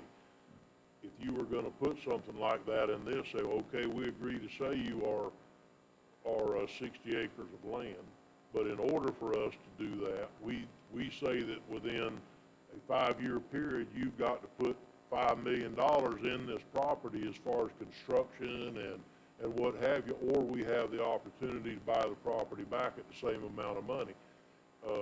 If, in other words, then that keeps them from going out and doing and just saying, okay, now we own it, we're going to sit on it for an investment, which is not, I wouldn't be for that, because I don't think we're asking full price here. I think we're close, but I don't think we're asking full price. So the little bit of skinny in between would probably make me feel better if we actually were going to have something done. But if we're selling a county asset for less than top performing dollars, then they need to do some economic development with the land, or then you're going to lose me. So when could we put that in there? Would we have to do it before the letter of intent, or could we do it before the actual buy-sell agreement's done? If they go through with their letter of intent and say, okay, now we're ready, and could we at that time tell them that? I think you can counter now. I mean, if that's what your intention is, I think you should counter now and express that that's what your expectation is. Don't wait if you're already thinking about it at this point. Sounds like Commissioner Adams is exactly right. Then we need to back off from this a little bit and look at the price. And if we're not going to get full price, we at least know where we are. And we need to counter that we're going to put something in there, some performance standards. If we're going to sell you county business park, then you're going to have to meet these criteria that you are going to put something on the land within a certain period of time, or we have the option to buy the land back. That's okay, ain't it? Good job, buddy. Okay. All right, before I go to Commissioner Harvey, those are some of the questions I asked when we met about that, is that, we're not in the real estate business, we're in the development business, and we want to sell this at a reasonable price to get the development and to get the jobs in. So that was definitely part of my conversation. So Commissioner Harvey? Thank you, Mr. Chairman. I think everyone on this board wants to sell county surplus property or county property to get it all back on the tax roll, and Camarco is a wonderful example of what took place there. I think we can solve this today by moving forward, and I'm not an attorney, so I will ask our attorney to look at what I'm fixing to say. But on page 4, under the due diligence period, what if we took out from the 100, because you mentioned 150 days, but that's only after the purchase and sale agreement. So what if we took the purchase and sale agreement as fully executed, strike that line, and then substitute letter of intent there, okay? That gives them 150 days to know that we're serious, they're looking at it, and then that gives us time to develop a more comprehensive wish list of things that this board wants them to do at that time. So, Mr. Attorney, how do you feel about that, removing that language and putting the letter of intent there? Well, I wouldn't do that because, I mean, this is their letter of intent. So if you're going to make a counter proposal, make an all-inclusive counter proposal on what your expectations are. I don't know if I have the ability today to think of all the expectations that I want. Then vote Because no. well, I don't want to vote. I want to let them know that we're interested. I don't want to leave $2.4 million sitting out there in La La Land. It would be wonderful in our community, but truly, I want to give them something to go home with and say they're serious, but they've got some issues they want to bring up during that time. Well, then the board's position may be that you intend to submit a counter proposal to them. Okay, thank you. Commissioner Adams-Act? I like the idea of what I heard from Commissioner Turner. I don't know how we put that forward in a motion. I guess the way to do it would be to say that we want to draft a counter proposal, but then how do we develop what is involved in that counter proposal? I think $5 million is a good number. I think if they build a big warehouse, it'll be more than that. My biggest concern is the buyer actually the person that has the capability to build the building, right? In that case scenario, because the buyer isn't a developer, he's just a land. The buyer is a middleman. Right. That would be my only concern in that scenario. So I don't know. I just wanted to put that out there. That was my concern with what you had stated. And that's all I have. I don't know how to but I don't think we're ready to make a decision on this today. All right, Commissioner Rawls? Mr. Chairman, I don't see any lights. You want me to turn mine on? Doesn't matter. Okay, so I think that I would like to do what we've discussed here. I think that I don't want to leave the money on the table, but I want to make sure that we do the best for the citizens. I don't want to just sell the land to an investor. That's not ever been the intent. I think we just need to turn this over to our attorney and tell him that we would like to make a counter offer, that there are going to be some limitations and that they need that they need to come up with certain benchmarks along the line, because we're not just going to sell it to them and then just hold it forever or bust it up into 6-10-acre parcels if they can, because it's within the city. So I don't know if they can or not, but there's a lot of things that they could do that would be completely out of our control. We need to control some of that. I don't care if they split it into two, as long as they take both parcels and actually do something with them. So I think we don't need to move forward with this today, just because of the ambiguities in between what we know and what they presented. So maybe we need to hold this off and just let you try to give them a counter offer that there are going to be some benchmarks that they're going to have to meet if we're going to sell them business park property. Mr. Chairman, if that's the will of the commission, we'll absolutely do that. The one thing is, we'd like for the commission to give administration the authority to work on the agreement, negotiate these terms that you're asking us to negotiate, and work with the county attorney to make sure that we get the terms ratified in a letter of intent or a purchase agreement, so whatever it might be at the end. So moved.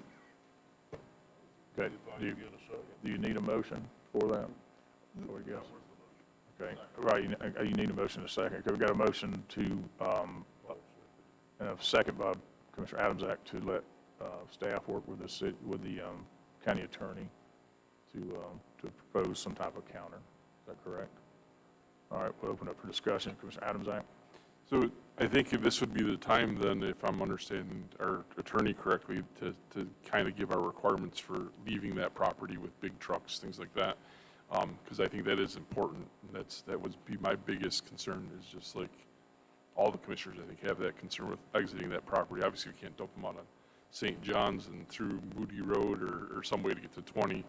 So we gotta go out the 100 way. So I don't know if how do we give you the information that we think should be in that and convene to, I agree with your $5 million, I think that's fair, for a structure. And then just ingress, egress is my only concern, is the ingress, egress. We have the authority to do that because it's all in the city. I don't know. We have the authority to do any of it. So as the negotiation moves forward, I mean, presuming it moves forward, I would say that let Mr. Suggs know individually kind of what your expectations are, and we'll work to incorporate those things into the discussion. Okay. Thank you. Okay. Commissioner Harvey? Thank you, Mr. Chairman. I think that was going to be my thing, Mr. Adams. I can appreciate your comments on that. I'd be glad to sit down. I think we should individually go to Mr. Suggs and Julianne and explain to them what we'd like to see and get a wish list of items. I mean, it'd probably be no different than when I sat down and talked to y'all about that, but some good discussion happened today. I was intending to hopefully move this forward today, but at the same time, that's what we're here for, to have this discussion. And but if we can bring more investment and a guarantee of something coming to that area, then I'm all for it. So, but I do want to include Julianne and Mr. Suggs and sit down, and I'll be glad to take time and sit down and explain my concerns and what I'd like to see on that wish list also. Thank you, Mr. Chairman. Thank you, Commissioner Harvey. Commissioner Rawls? So once this, the revised, I guess we're not going to offer a letter of intent. We're going to offer a basis, a criteria for them to submit a letter of intent. Is that correct? So they'll resubmit a letter of intent at a future date that outlines the criteria that we have in it. The form Or of they'll how it offer an happens agreement? really is not. What? The form of how it happens will offer them negotiation and the comments that are coming from the commission. And then at that point, yeah, it's up to them as to whether or not they want to continue to engage. What I'm saying is we're not going to offer a letter to them. They're going to offer a letter to us. No. And they'll include certain things that we're asking for. Correct. Okay. I've never seen a letter of intent on the Right. seller side. Right. Yep. Commissioner Turner? Yes, thank you, Mr. Chairman. I just want to make sure of a couple of things. I want to make sure we don't run these people off if they're the real deal. And I want to make sure we protect ourselves if they're not. So I know that's everybody's wish here, that it certainly is, but you know, you hear the horror stories about like what happened in Taylor County when they tried to partner up with somebody and they actually gave them $4 million towards their project as a loan, and of course they turned out to be fictitious, and all of a sudden they lost their $4 million, and all they had was $2 million worth of property that they put up for collateral to get the $4 million, and it all went away, and Taylor County was out $2 million. So we need to protect ourselves, especially when when we're not really in privity here with the end user perhaps. So, you know, I know that's what everybody wants to do. It's just that I don't want to get so hard about this that we run off a potential good. Camargo turned out well. I don't care what anybody says. Camargo turned out well, and I'm proud to have them. But we built a few protections in there even with them, even though we were in privity with the end user on them. On this one, we're not in privity, so we got to build in maybe a few additional protections to make sure that they don't just wind up with the land and we get held with the stick. So anyhow, that would be my comments. Thank you. Okay, so we'll get our recommendations to staff, correct? Okay. Mark, any comments before we go to vote? Well, the only comment that I would have based on what was just said here in the last few minutes is that there was a date in the letter of intent of October 12th, which is tomorrow. And considering Commissioner Turner's comments about running them off, they've already been run off by one county. So Yeah, I but mean, we're not. we're sharing some risk All here. right, we're not going to let that we're not influence denying. our opinion. Hopefully they'll understand that we still want to work with them. It's just that we can't just give them anything they want. I don't think they expected St. Johns County to give them everything they wanted either. St. John's didn't give them anything and didn't want to really work with them. Yeah. So it's a little different between Yeah, this and I agree it's a that. little different, but, Yeah. you know, Okay. it's the end user that. All right. that's Okay, the and issue. I agree with that. We've got to protect ourselves, and Camargo was a good deal. Like I said, if the owner did what he was supposed to do, it worked out well, and it did, so we just got to protect ourselves, I'll okay? make one more comment, Mr. Okay, Chairman. and I'll call a vote. Go ahead.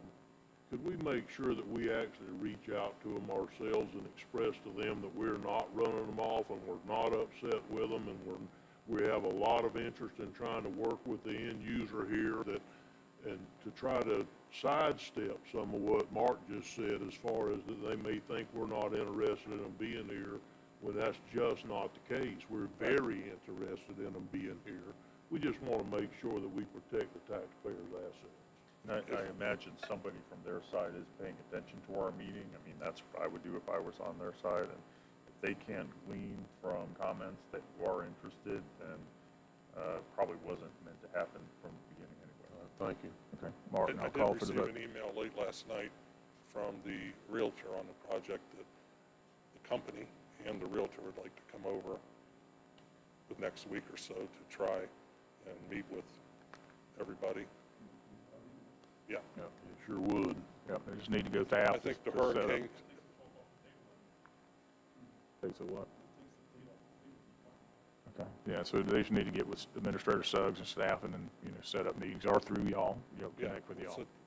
we'll set it up through Mr. Suggs. Okay. All right, we got a proper motion, proper second on the floor. All in favor, indicate by saying aye. Aye. Opposed, same sign. Okay, thank you. You're welcome. Okay, any other discussion on Port Authority items? Yes, sir, Mr. Chairman, if you don't mind. Just a quick update. As you know, we've been going back and forth with Georgia Pacific on the purchase of the property out of the barge port. Unfortunately, it wasn't received until 5 o'clock last evening, but we do have an updated contract BP that I'd like for Georgia Pacific. I'd like to be able to sit with the county attorney and go through and see if the things that we had requested are already in the agreement prior to scheduling to come back in front of the Board of County or Port Authority for further discussion on the purchase of the property. But it Okay. is moving forward. Okay, Commissioner Turner? I guess he covered that. So basically that's your next step, is you're gonna meet with them, make sure that the things that we've already agreed to and voted on are in the contract. And if they are, then we can bring the contract back for final approval with the board to buy the land. I mean, we went back and forth with them on a few issues, and I think they gave up pretty much a lot of the issues, didn't they? And so it's basically a contract now that, unless, I hate putting Rich on the spot, he probably hadn't even seen it yet. Okay, so if the agreement is what we had all agreed to, but talking back and forth between our attorneys and their attorneys and what have you, it's just a matter of us to approve the sale now, correct? Yes, sir. I mean, there's some explanation I think we need to talk to each one of you about as far as what the risk is with this type of agreement. It's not huge, but we've gone back and forth with different individuals over at GP, and, I mean, we've just been, just mentioned Mr. Stokes, we're on our third person that we're dealing with on this, so it seems like every time a new person comes into that role, they're getting up to speed as to what happened and kind of what our concerns are, and fortunately, they resolved, I'll say, 4 out of 5 of our major concerns. So it's just the last one that we're going to provide you information, and you can make the decision going forward from that. Very good. Thank you for the update. Okay. So you just need wave of support to be able to take care of that, right? Okay.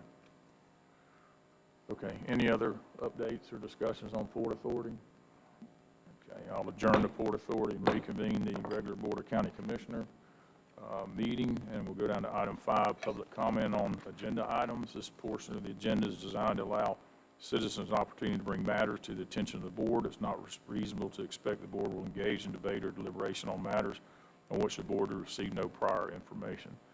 Please come to the podium and as you fill out a speaker card, and state your name and address and limit your comments to 3 minutes. Any individual wishing to make public comment on agenda items? Okay, seeing none, Commissioners, will move down to the consent agenda. And any items you're wishing to pull, and I'll start with Commissioner Adamsack. Item B and item F. Was that D or B? B like boy, Okay, F like foxtrot. okay, Commissioner Turner, None additional. okay, Commissioner Rawls, I done. okay, Commissioner Harvey. Okay, and I'm glad those were pulled also. Okay.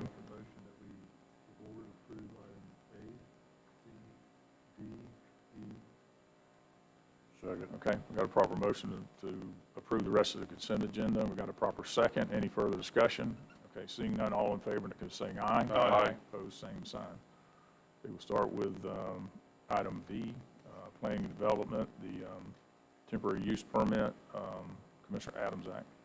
Yeah, so I just pulled this because to me, I think it's an exciting venture for the county as far as having the rodeo in town and doing all that stuff. And I think it's a great thing considering that, you know, our area is considered one of the cracker areas of the state as well, where we have a lot of old school cowboy families and things like that. So to bring a rodeo here, I was blessed to grow up in an area that wasn't big on rodeos, but we had a rodeo. So it was really cool every year that it came. It was a unique thing for us. We had different types of horse riding and things, but it was awesome. So I just was pulling this just to acknowledge that I really appreciate the Fair Board and their efforts to bring this type of event to us. And I'm very excited for it. So with that, I move that we approve item B. Okay, we'll do a discussion, proper motion to approve and a proper second. Okay, now we'll go to discussion. Commissioner Turner? Yes, thank you, Mr. Chairman. I as well was going to pull this, and I agree with everything Commissioner Adams Act just said, but I guess my point is they're asking for a temporary use permit for alcohol. The rodeo is great, but that's not what this item's about. It's the temporary use permit for alcohol. So I have no issue with that whatsoever.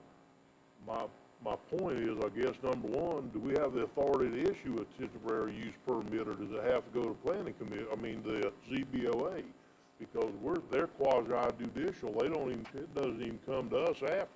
And I guess the next step past that would be, does that mean that every event over there that has alcohol, even inside the building from now on, has to come and ask for a temporary use permit to serve alcohol? At all the club functions, the chamber functions, the turkey benefit, the wild turkey benefit, the Rotary's wild game fee, all these functions that go over that usually has beer and wine, and some of them even some alcohol, hard liquor. Does every one of them now have to come before the board and ask for a TPU in order to have any kind of an event with alcohol? That's what I'm asking. I believe it has to do with the type of event, the size of the event, and the makeup of the event, but I'll look into that and see which events qualify or don't qualify for the need for a temporary use permit. So we'll get with our planning department and get a direct answer to that, but it does depend on the type of event. I'm willing to move this forward today, where it does break that up, but I just want to say that there's nothing wrong with them events. They've been going on for years, and they've been doing this for years, and for us to put another level of bureaucracy in a club trying to have a money-making event for their nonprofits is just not reasonable here. So I just want to make sure that by number one, I'd like to know sometime in the future where this came from at all, and why this flipped the threshold when nothing else did, in the past, or maybe. And then number one, do we even have the authority? I'm assuming we do, and I'm going to vote for it today, but do we even have the authority for a temporary use permit? That's usually granted by ZBOA, isn't it? Again, Mr. Chairman, I believe we do have the authority to do this through the planning department.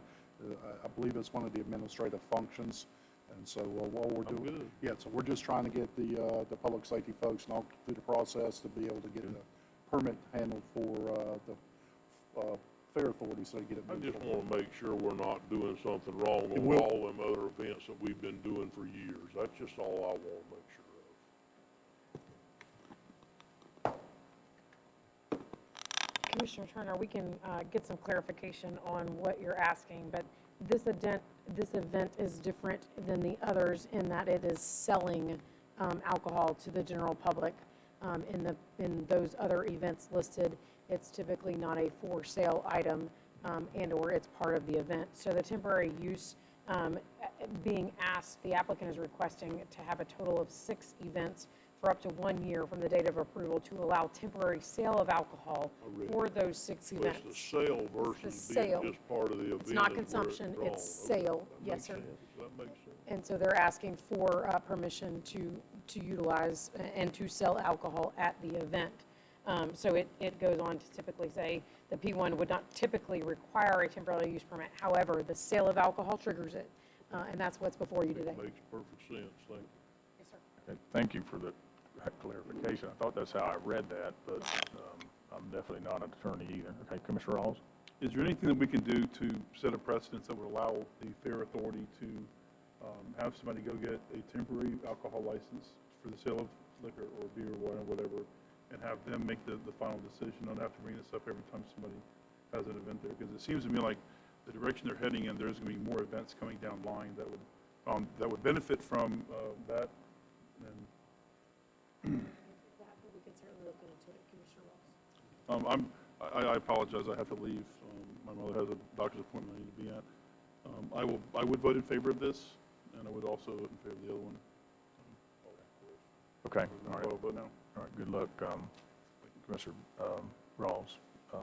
Okay, all right, got a proper motion, and we got a proper second. All in favor, saying aye. Aye. Opposed, same sign. Move down to item F, Commissioner Adamczak. Yeah, so I pulled this just because I have two concerns, and really I think it's a great project. I'm really looking forward to it. I hope that it moves forward and that it's everything that we dream of, that it was talked about here when the guy came in front of us and proposed some stuff. And so my only issue is I'd like to protect the idea of conveying the property, not leasing it. And I don't know that from talking to our attorney, we don't have to do that in this stage, but I just want to voice my opinion that I think in the end game of this, that we should either give them the property or they should take ownership of it, because I just feel that it brings some liabilities to us. It also allows it to get on the tax. There's several reasons. I think it's in our benefit as a county and to our taxpayers for it to be conveyed, not leased. So I just want to put that out there. From talking to the attorney, I don't think we have to change the wording to remove lease, because we could do that during the negotiations, correct? Okay. My only other major concern was in section 10. And I guess I have some experience with this because I grew up near a nuclear waste facility that got paid a lot of money to, and not that this is nuclear, but it says it doesn't eliminate nuclear either. It may, I saw the faces, maybe that's why I am the way I am.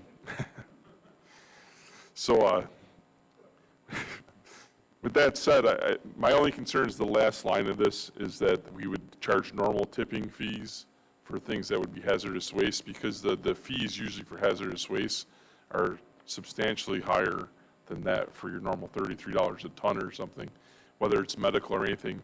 And I think that maybe we could change the wording of the last sentence, and I think that could still be negotiated, correct, Rich, in the process. But I think we should consider that when we do the negotiations as well, and obviously this is an opportunity for them to make money. Obviously, what the company that's doing this wants to make money. They're in business to make money. But where we have a little bit different wording for that section in the last part with what the tipping fee would be for if we did accept waste that obviously has to go through approval process through, EPA, DEP, all that. But if they went through all that, I think that the fee should be something substantially greater than what we charge for regular trash that comes in. And it should be based on the market for that particular, whether it's nuclear, biological, stuff from a hospital, things like that. It should be, there's a market rate for all of that stuff. So the wording should just be similar to the wording on the original, that it's within so much a percentage of the market rate, in my opinion. Thank you. Okay, could those things be added, I would assume? Okay, all right. Commissioner Harvey? Thank you, Mr. Chairman. I do support this. I do know that the torch is there and know it works. I know I have my suspicions about the industry holding that back, but irregardless. I found some problems in this on page 1. The landfill property, correct me if I'm wrong, Jay, it's not 111 Hickory Lane, that's out in Interlochen. So that's wrong right off the bat, so we got to fix that. I would like to see a site map included on this MOU of where this is going to be at. My problem wasn't with the item 10 as much as it is for the time limit of this product being on number 4. it gives 5 years for anything to take place out there. So it ties up somebody, if that torch did get fired up that I held at the University of Florida, it kind of ties up this whole thing for 5 years of hoping to get something going. My suggestion would be more of a every 2 years reviewing where this is going to be going at and getting some updates as we go. I'm all for this. I would just rather, instead of December 31st, 2027, make it more accountable as we go forward. That's all. Thank you, Mr. Chairman. Commissioner Turner? Well, number one, I've been informed that we're not the only player in this game.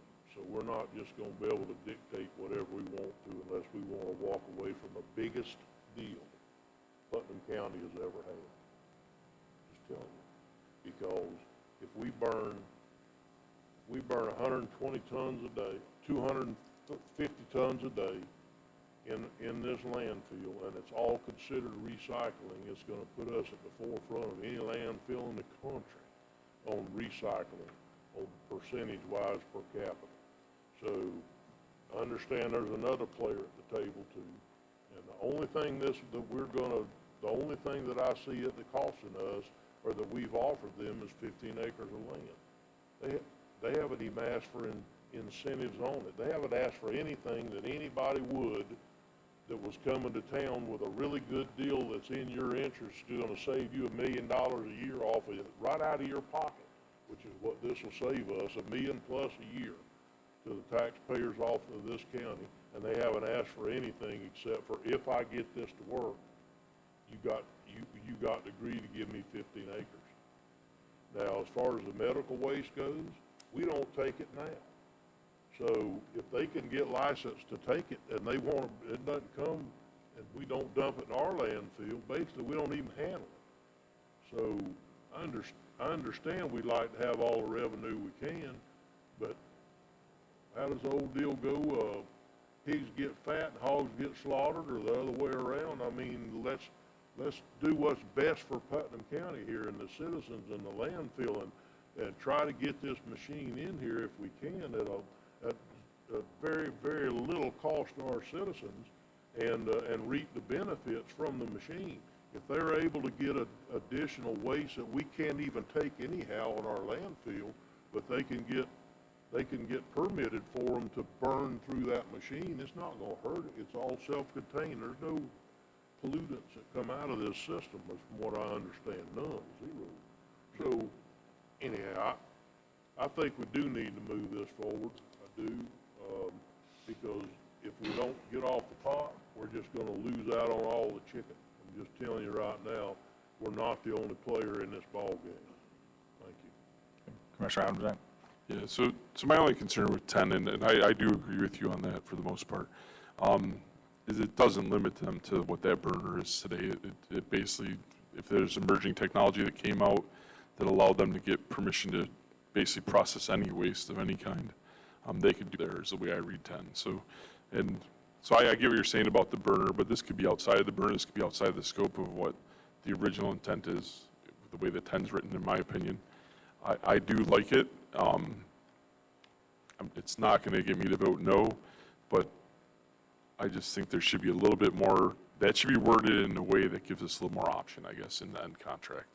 And whether that's limiting the types of waste, maybe. And I get it, that's where they can also make some money on the backside of this, is if they involve with U of F or some other university and they start processing waste that wouldn't normally come through our landfill. That's where the money is made, in the billions, not the tens of millions. With that said, I mean, I have a little bit of experience in this because Dell, where I work, has to send many tons of stuff to facilities like that. So it's come into play in my career. And, the cost is extremely high, and these aren't even things that are that, mercury comes to my mind. That's one that's a waste product for electronics, things like that. So just something to be aware of. I'm for this. I would love to see us change at least the convey today. I don't mind the 5 years, because I think that allows them, again, this is still an emerging technology on the burner side. It gives the time they need. If we conveyed it, I would say that it needs to revert back to us after the 5 years, but I think we could do that in the contract process. I think we have to give it to them until it works. Right. We don't have to give it to them till it works, till they get ready to build it. Then when up till then, we still own our land. We're not giving it to them right now up front, correct? Correct. And they're looking for an expression of intent to move forward with the county. This is a little different than that letter of intent. They're looking to organize many different pieces on their end, from the capital investments to partners. And as they do that, obviously they can't attract those people if there's any indication that we're not looking to go forward with this. So this is a much further watered down. There's no expectations on kind of dollar amounts, but some of the permitting that is required, at least my understanding is that permitting is both state and federal and takes time. I don't think it happens within a year. I think some of these things have to cross over multiple years, which is why they asked for the 5. Mr. Chairman, I move approval item F. Second. We've got a proper motion by Commissioner Turner, proper second by Commissioner Adams-Act to move item F forward as it stands. Commissioner Harvey for discussion. Mr. Attorney, are we allowed to change on this MOU the address of the property? Yes, sir. Thank you. Thank you for bringing that up. Yes, sir. Okay, and then could be discussed after they're actually doing something, correct? Okay. All right, any further discussion? We've got a proper motion, proper second. Any further discussion? Okay, all in favor, just saying aye. Aye. Opposed, same sign. Item F passes. Okay, item 7, Honorable Matt Reynolds, Clerk of Court. Thank you, Mr. Chairman. If I could, I'd like to take just a quick moment to publicly recognize and thank my staff. We had a holiday here recently that the court system recognized, and so all of the entities that are located down at the judicial campus with us, they recognized at that holiday and took the day off, and we're always kind of in a different situation. It was not a Board County Commissioners holiday, so I took the risk of having a lot of upset employees at me, and I asked them to come in for an in-service day, and they really went above and beyond, able to get a project done. We moved, I think it was over 200 bankers boxes, 4 or 5 minivan, more boxes than you should probably put in a minivan, out to the record center, and we got a major project done in that one day. And so I just, I was always worried about a bunch of angry staff coming in when everybody else is not at work down there at the courthouse, and all of them are, having them upset at me. But they were not. They were happy. They were cheerful. They had a great day, and I am very, very thankful for them. So I wanted to publicly thank them for that. So thank you, sir. Okay, good deal. Thank you, Matt. Okay, we'll move down to appointments. Commissioner Harvey, any appointments? I have none, sir. Commissioner Adams-Act? For AHAC, District 5, Gina Kendrick, I believe is the name. And I believe her paperwork is already in. Already submitted. Okay. We actually have a meeting tomorrow at 10. I want to ask her if she wants to at least come and attend that, since this will finalize it today. So that's a district appointment? Okay. All right. Any others? That is all I have. Okay. Commissioner Turner? Yes, sir, I have one today. I've got to find it. I forgot the lady's name. I'm terrible with names. I'd like to nominate Demilla Kelly to the TDC under the category of Accommodations? yes, accommodations. Is that right? Yes, sir, that's what I have today. Okay, and that's an at-large, so we just need a motion. We don't need a... It's not at large. I don't know why it got put in there as such. The TDC doesn't have at large. They have like different categories, and I don't think any of them are at large, but this lady fits the right one that's available, which is accommodations. Okay, so it'd be like a district appointment, but No, not sir, a it district would be a appointment. voted We need to vote on it then? Okay, all right, we don't need a second then? No. Okay, all right, we got a recommendation on the floor by Commissioner Turner. Any discussion? Okay, all in favor of saying aye? Aye. Pose same sign. Okay. Dana, you will have to tell her she'll have to get with Laura and fill out one of the committee applications if she hasn't done that yet. Okay, thank you, Mr. Chairman. Okay, any others? Okay, all right, seeing none, I'd like to renominate for Waterways and Trails Committee, District 1 appointment, Mary Garcia has agreed to serve another term. And that's all I have. Okay, we'll move down to public comment on miscellaneous items. This portion of the agenda is designed to allow citizens an opportunity to bring matters to the attention of the board. It's not reasonable to expect that the board will engage in debate or deliberation on matters in which the board has received no prior information. Any individual wishing to make public comment on miscellaneous items at this time? Okay, seeing none, we'll close the public comment portion and we'll move down to item 10. County Administrator, Mr. Terry Suggs.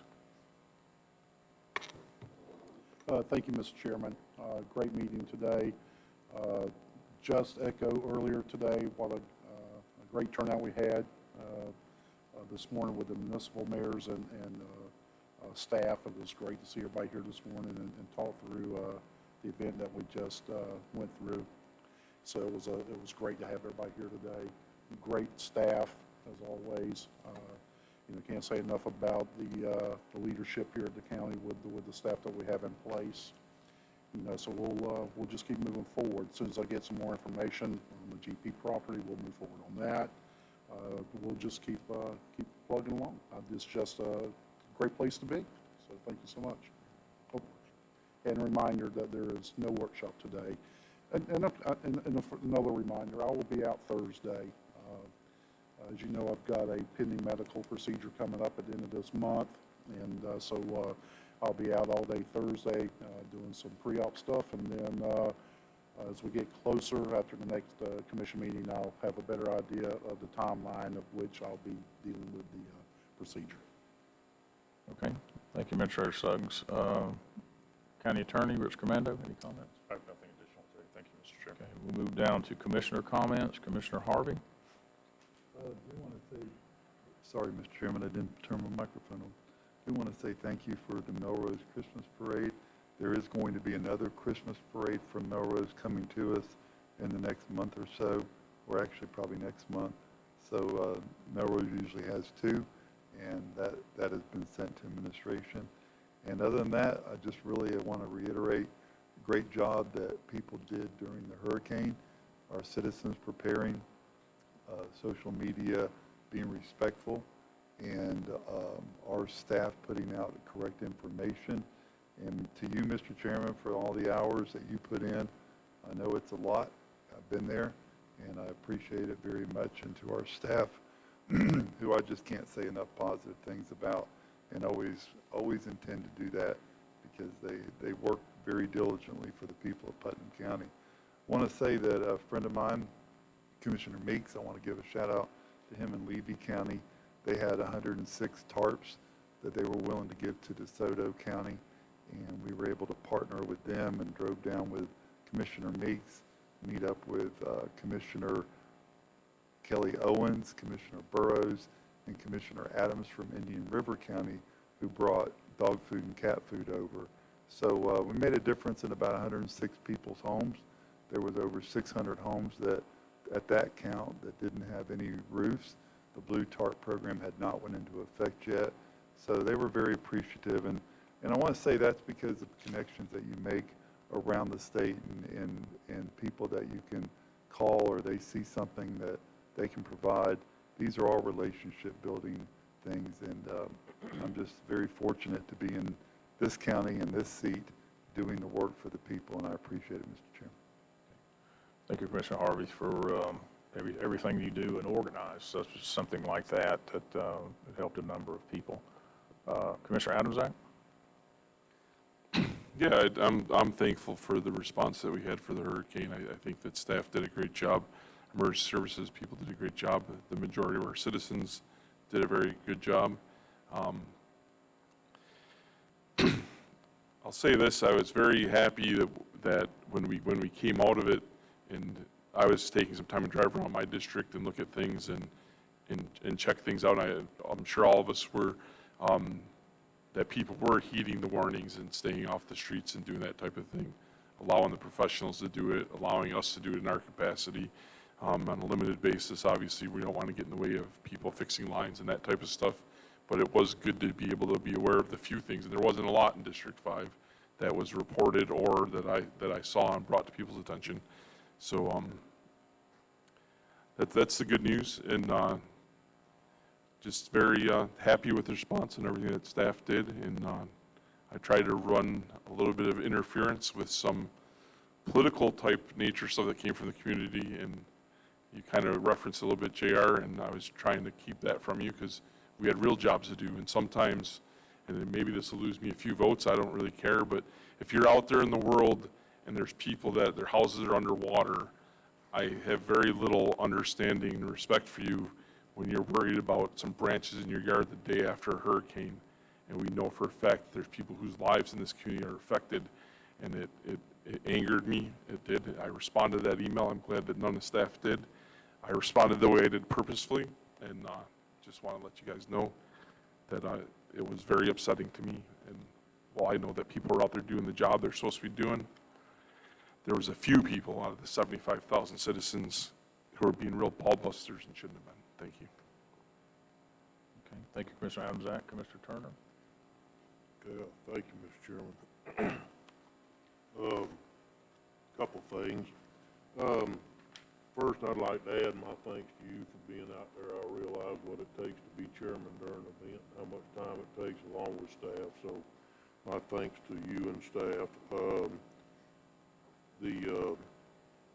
We're losing somebody in the county, and I always hate losing one of the good guys. We're losing Neilma. She's our MSBU coordinator, and she's just one of the good guys. She does a heck of a job, and I don't believe I've ever seen her when she wasn't smiling either. Right after somebody just chewed her out over a ditch or a road or something, she's just such a pleasant person, and I hate losing Neilda. But the good thing is, it looks like that we've hired David Parsons to be our new MSBU coordinator, for anybody that doesn't know. So good luck to you, David. I know you'll do well, and hopefully Princess doesn't make you do things you don't want to do about it. So if anybody needs anything, you might want to call her instead of him to find out if you can get it or not. Sorry, David. Also, I meant to talk to you about this before the meeting started, so I'm not trying to put you on the spot. We found an issue with the record. When we switched over to the new software system, we only mitigated a certain amount of existing data into the new software system. What's come to light that nobody really ever thought about is in today's insurance world, if you have had your roof redone since 2008, you beat a certain code mitigation requirement. And as of right now, you can't, there's only certain ways back that you can figure out if your roof was put on after 08 up till that time. Doesn't really affect our company at all, but for people that give wind mitigation letters for insurance, for people to be able to buy insurance on their homes, it affects them big time, because they either end up not being able to buy insurance because they can't prove it was done after that time, or there other fallout from it. So we need to find out if there's a way that we can find that data. It's still around, it's just not public right now because it wasn't mitigated to the new software. So if we could figure out a way to let the public get back in that system like they used to see when that roof was done. If it was done after 08, then the home inspectors, which is who it mostly affects, can sign off on that the roof was put on after the 07 code changes had taken place, and then they can actually buy insurance. Right now, they're can't nobody write them insurance and they're having to go straight to Citizens. Nobody else will give it to them. So, meant I talked to y'all about that earlier, but I didn't, so thank you. And that's all I have today, Mr. Chairman. Okay. Thank you, Commissioner Turner. My closing comments was just, I don't know what else could be said, more could be said about our team here at the county, emergency services, BOCC side, all the cooperation with the Sheriff's Department is always there, the police department, the local municipalities, the school board, you know, everybody that just pulled together for the, to prepare for this hurricane, and we were truly blessed. So it was special for me to spend that much time out at the EOC, but also just really to two young men that were involved in J.R. Grimes as Public Safety Director and Fire Chief Chad Hutchinson. I watched them grow up, and just to see them in their professional capacities and making decisions, along with all the other staff that pulled together, was special for me, and we truly were blessed. So that's my closing comments. Commissioners, as we said, we do not have a 2 o'clock workshop, so if there's no further business to come to the board, we stand adjourned.